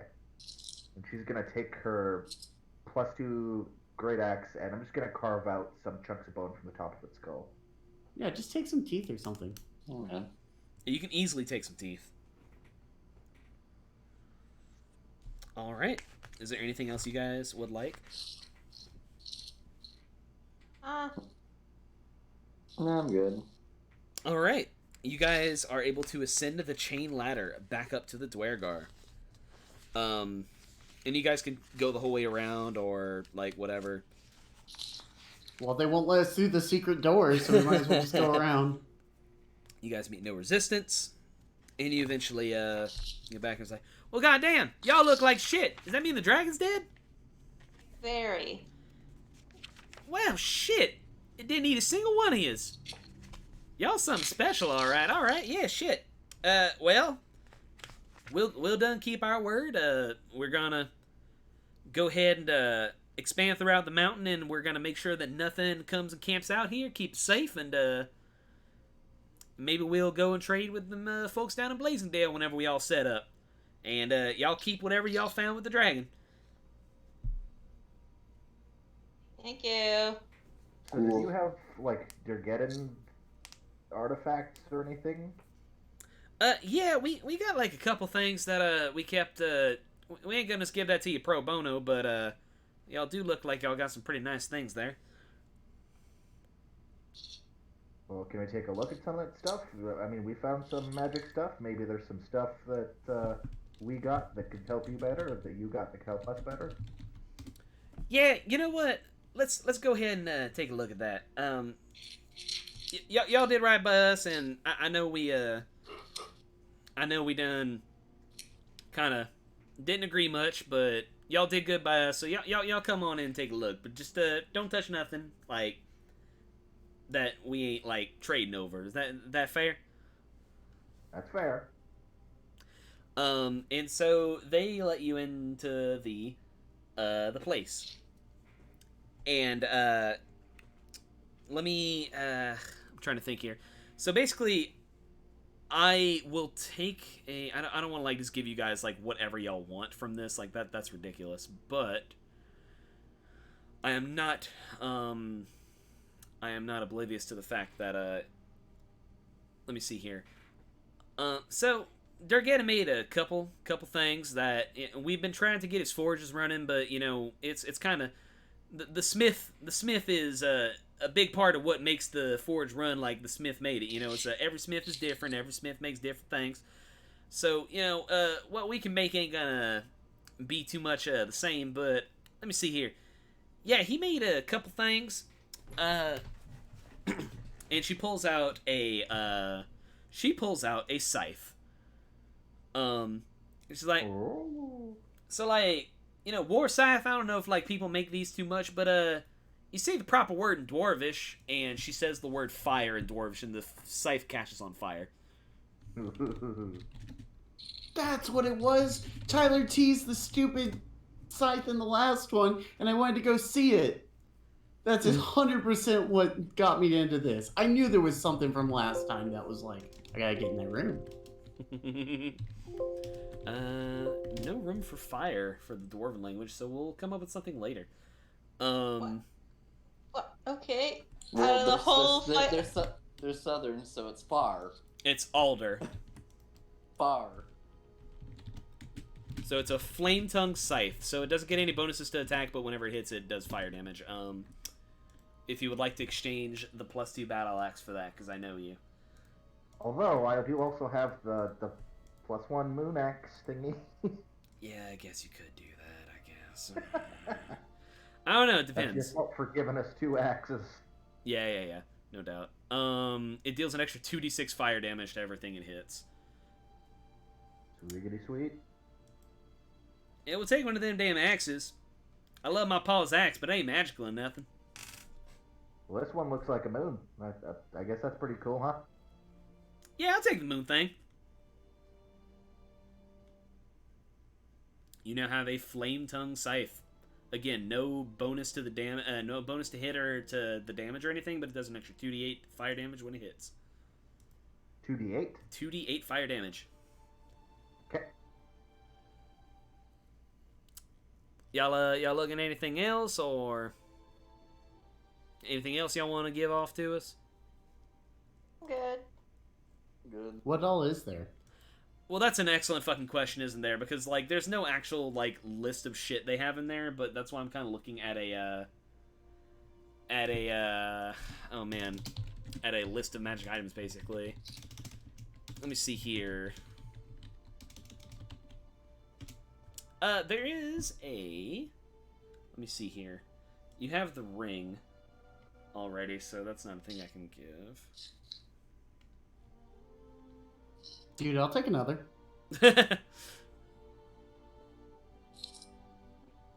There I is can a attune to 2, right? there is a fancy looking wizard hat in the pile. No, dude. It's a fancy looking wizard hat. I'm like, gentlemen. If I see that, I'm gonna point at it right away and be like, hey, Arctos, wizard hat. Well, yeah, Uh, we ain't got too many wizards around here, but you look pretty wizardly, Mr. Wizard. What y'all want to give us in exchange for this thing? let's see here. What do I have? Oh, well, I happen to have this potion of water breathing here that I don't see much use for, but maybe you have something. There is a very large lake at the bottom of this that Yeah, I ain't we gonna didn't bother to dig through. I ain't gonna say no to no potion of water breathing, but that seems like it's a one-off thing for a hat that you can wear that's magic and you can use all the damn time. I think I have to do a little better than that.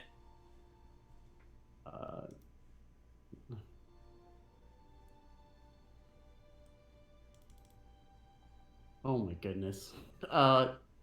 Let's see here. Well, I could also just give you gold. 500. Let's I could see. give you this other axe we found. Shit, that's a nice axe. Yeah, alright, Oh, gives yeah. the potion and the axe. Fuck yeah. Sure. She gives you a hat of wizardry. It is a antiquated cone-shaped hat adorned with gold crescent moons and stars. It makes you look like a total nerd. That's its only function. No, you can use the It hat has as make you more nerdy. It like busts out glasses. All right, guys, and it's your been a skin breaks fun. out. It's been a fun campaign. I'm about to go to Reddit and complain about Tyler. No, I'm gonna type out the description here. It's from a Xanathar's guide. Hopefully, it raises my AC. It doesn't, but it has a cool effect. Okay, that's fair. I'll take cool effects over. You can cast pretty much any wizard cantrip now. Oh my god. Alright, I'm looking for swag. Give me them boots, necklaces, rings. Give me some swag. Let me take a look here. This will be the last one, I think, because I don't think Neni wants anything, unless I'm wrong. But Neni got like a weapon and a shield, and that's like that's the thing. Like Neni's stocked up on all she needs right now. You do see a nice set of furred boots that glow slightly. And What whenever them boots do? well, What's- they make us real sweaty, but, you know, it's kind of hot in here with the forge and everything, so, I don't know, maybe if you go anywhere cold, it might be nice to have. They're definitely magical. Fair. Do you have any apple bottom jeans to go with those boots with the fur? Nah, no apple bottom jeans. We're not really a denim people. We like khakis. No, that's fair. Yeah, Alright. it's good to, like, look nice and doing business with folks.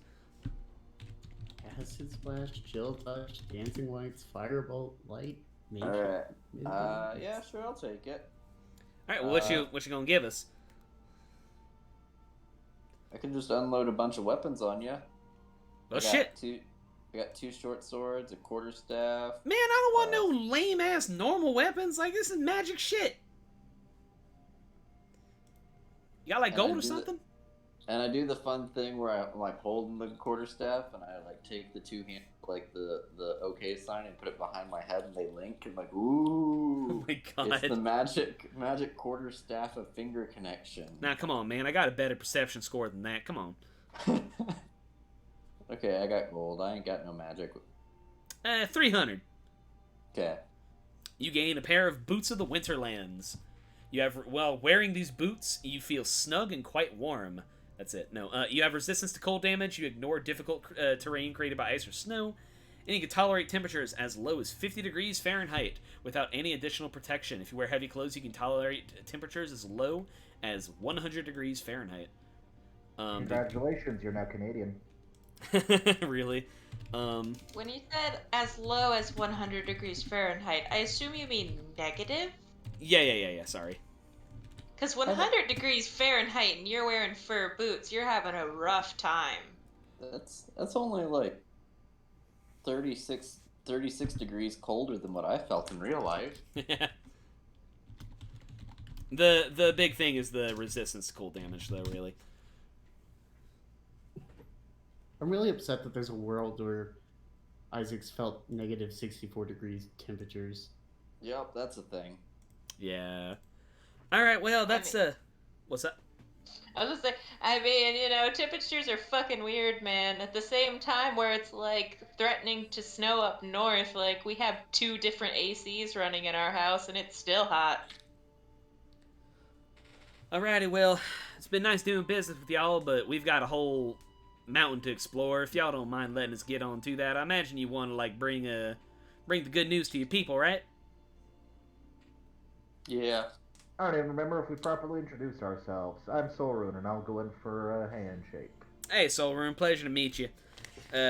My name is on a previous page that the Dungeon Master's gonna take a look at real quick. Oh, too many fourth wall breaks. Ah! No, my name's Namira. And, like I said, y'all done right by us. Just, don't care for the purple asshole, but, you know. You know, it's starting to be, I don't either. Alrighty. I think he was mostly just really, really, really curious. But, you know. Shit, ain't we all? Alright, y'all do alright now. Take care. Peace out. And we leave. Alrighty. Solrune and the Dwargar do that awkward, like, they say goodbye like 8 times thing. All right, they see both you later. Like you're closing the door, but then you make eye contact one last time, so you kind of have to go, bye. Did you say something? Oh, no, okay. you go in for a hug, but both of you regret it like midway through the motion, so you stop and it's like, no, it's weird. All right. So yeah, the way out is not at all difficult, and you guys make it back to the town of Blazingdale. Where let me see here. It's about daytime. And yeah, you guys make it back without incident, and y'all are greeted by some guards who were like, we were half expecting y'all weren't coming back. Shit, I should get a mate. Fuck. I don't think we kept track of our orc kills properly. Orc heads? Yeah, how many orc heads we got? The orc Whole dungeons dungeon. or whatever. Y'all got like, I think it was 8 Uh, in the end. I think And I'm y'all, extremely not worried about it. well, it was a decent amount of gold they're offering per... it was well, like 25 gold apiece. Yeah. So the mayor does come out to meet you guys, and he's like, well, I see you're back from your little errand, and brought back some fun little tokens. Let's talk about the orcs, shall we? We killed the dragon. You killed a dragon. Yeah. Well, Neni, you know, ever since you were a little girl, I always said you were very, very strong, and, well, I didn't think you were strong enough to kill a damn dragon. You killed a dragon. Killed a I'm dragon. gonna pull out the, like, severed... I guess it's pretty much the snout that I have now. Yeah, well, Yep. I ain't exactly no arcane scholar, but that sure does look like a dragon. Well, I don't really know what to... I am an arcane scholar. It was a dragon.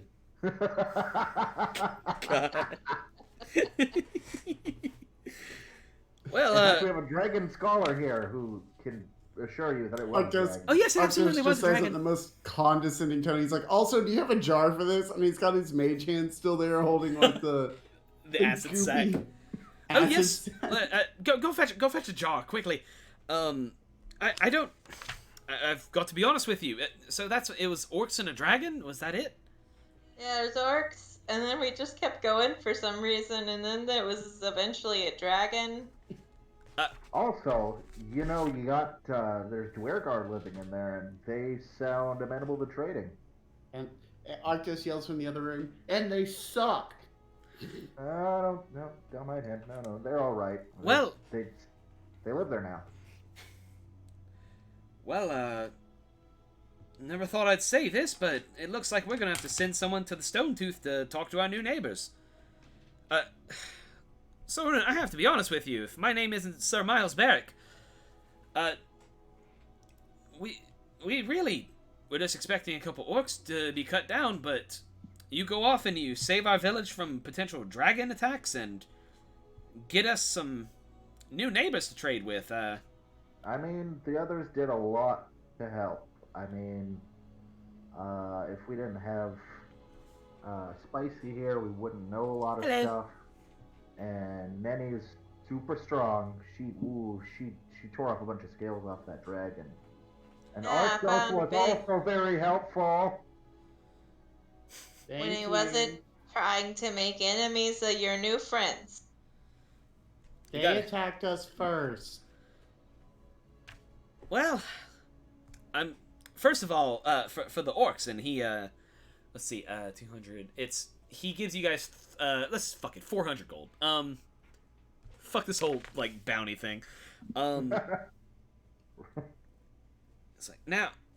Suddenly he's a good character again, so he just rounds up for us. How nice. Yeah, well, Is it he's 400 apiece or 400 total? 400 total. Okay, so we each get 100 gold.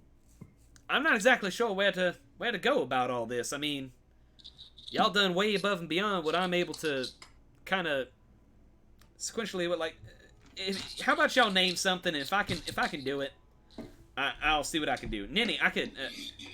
Neni, if you don't want to work in the mines no more, Neni, if you don't want to work in the mines anymore, we can talk about something. It could be like a mining chief, or you can work security with our new friends over there, or well, I'm not sure. Or if you want to keep going with your friends here, that's totally fine as well. I'm just not really sure what to do for all of you. In Solrune, I know. Go ahead. I don't know either, man. I was just doing things, and then things just kept happening, so I just did more things. I love Neni so much. Solrune, I know you wanted to be a knight. The town as a whole could sponsor you for the night ship in one of the big cities. We can talk about getting you squired over in Waterdeep. Although I feel like killing a dragon is a bit above being a squire already, but just something to talk about. I mean, I don't much care about the title and all that. I don't know what would be required of me and stuff, but I mean, if I can help folks, then cool. We'll draft up the proper documentation. Mr. Ranger, I believe it was Morven. Is there anything I can do for you?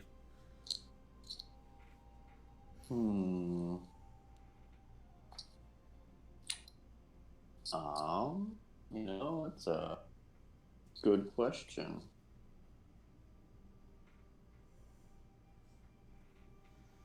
Love this playing the Wizard of Oz over here.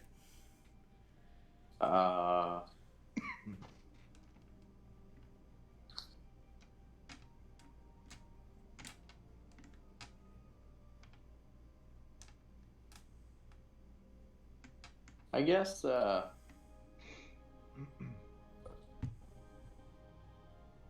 maybe, no. I kind of want to put the Always Sunny music back on. He just does that for like 15 minutes. He's like, wait.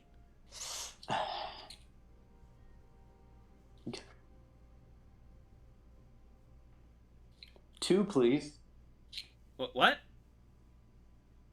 Two cracks, please. Mr. Wizard, what do you want? He's gonna come back in and be like, well, have you heard anything about any of the Fae in the woods around this area? Now that I'm afraid that is far beyond me. I'm just a simple mayor of a simple town, but, well, I could put in a good word for you with a friend of mine, the good old Waterdeep. Maybe they can help you out with that. I'm like, see, Sela, we'll find somebody. Maybe they'll be able to get you out of my head, and you can go about talking to somebody else, I guess. Oh, yes, lovely, perfect. And he's like, who was that? The voices in my head. You know what? Just don't worry about it. Okay. And when he's talking about Forest Fae, Morgan just starts like whistling, like, ooh. Well, I tell you what. I'll write a letter of introduction to the five of you, and, well, we'll see about what can be done. I have a friend over in Waterdeep, a lovely lady, Vajra's her name, a wizardly type, lives in a tower, in charge of a lot of important things, and, well, I think talents of your types are a little too valuable to be wasted, so we'll see what she can do with you if you're all amenable to it. Neni, that does... Can we get a caravan back to Waterdeep? Then? Yes, and of course, we'll pay for passage. That's the least we can do. Neni, Great. my dear, again, I'm fine if you want to continue your work here. We would love to keep you, but I really do think you're destined for greater things, girl. You wouldn't kill the dragon. I feel like it's a waste to have you just mining ore for the rest of your life. I have a lot of money now. Well, you just go ahead and talk to your folks. I don't need to work anymore. I got a lot of money now. You go ahead and talk to your folks about it, and maybe you can decide what's best for you.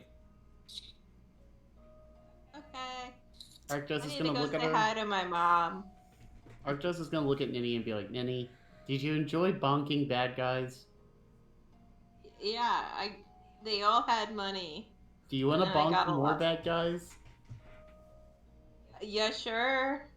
Well, then why don't you just come with us? And you'll get more money. Okay, I gotta go give some of this to my mom, though. Yeah, I don't- definitely. I don't Definitely have. give her most of that. Yeah, I don't know what to do with it, but she does. What is Neni's mom like? She very much knows that she has a very dumb adult child. She's very accepting. Okay. Do you want to play that out real quick? No. Yeah, I was gonna say I know it's late, so I'm like, so we'll that pretty much concludes Forge of Fury, guys. I will Level 6? let's hold on level 6, just in case, because like y'all only did like one session at level 6, and I'm not super about that. Wait, we're level 6? No, shut up. At level 5, Here. good night, I'm tired. It's 11:30. Yeah, good night, Em. You can go to bed. I was about to say, if we were level 6... Oof, No, I no, was no, not no. level 6. So the next one is Hidden Shrine of Tamauchin, but I need to figure out how I'm gonna get y'all there. I think the next time we play is not gonna be like any part of the dungeon at all. I think we're just gonna have like just a solid role playing session, just like a full just talking and shit like that, and figuring everything out. For a second, I think you were gonna say it's time for Theros, and I was gonna get so excited. Well, Brandon, you said you had like stuff written out for Theros. Oh yeah, the whole intro thing is basically it's done. Do you think you could get that? Do you think you can have a session number 1 ready in 2 weeks? Easily, yeah. Who wants to play Theros? Both of my hands are in the air. Isaac, do you want to play Theros? Why, sure. Emily, do you want to play in a fun Greek mythology setting? Oh yeah, that's right. Sure. Okay. Well, then I guess we're playing Theros. So what I think the next session will be is that'll give me time to wrap things up and like put Yawning Portal on the back burner, because thank God I don't want to be fucking DM. you can prepare Theros. We can talk about party comp. And well, shit, yeah, that works. Hot damn. All right. Yeah, let's run Theros. Fuck yeah. That way we get to do something new, and it doesn't have to be super long, or it can be super long. I don't care. Yeah, I don't give a But shit. it also gives us a little bit of a break from these characters. Right. Which I like these characters, but you know, Yes. nothing wrong with that. I already know what I want to do. I just want to be. Don't say testicles. No, God, that would have been great. I want to be like the most stereotypical human fighter, like Greek gladiator ever. Constantly covered in oil. Oh Big yeah. Gay dads. Big gay dads. Can we just dads. all be like gay gladiators? Can that just be all our characters? That is a concept. I am torn between doing like Minotaur Barbarian and doing like, I don't know, some kind of like Nyxborn Spellcaster or something. I am like amazed that I'm considering playing a human for the first time ever. I never play human in anything. Like, if I ever play any game, it's automatically I avoid human as soon as I can, with very rare exceptions. Yeah, I think I've played maybe a single human in all my time playing D&D. I think I played a human, but she was crazy. Yeah, she was. Well, I wouldn't even call her a human, really. She was a human biologically. I think I played a human in Divinity: Original Sin 2, but that was it. I played a Nord in Skyrim, which is basically just a human. Well, that's because the game has like 20 versions of human, and you can be a lizard or a cat. And that's like pretty much it. I'm gonna end the stream here. Thank everyone for joining. Yay!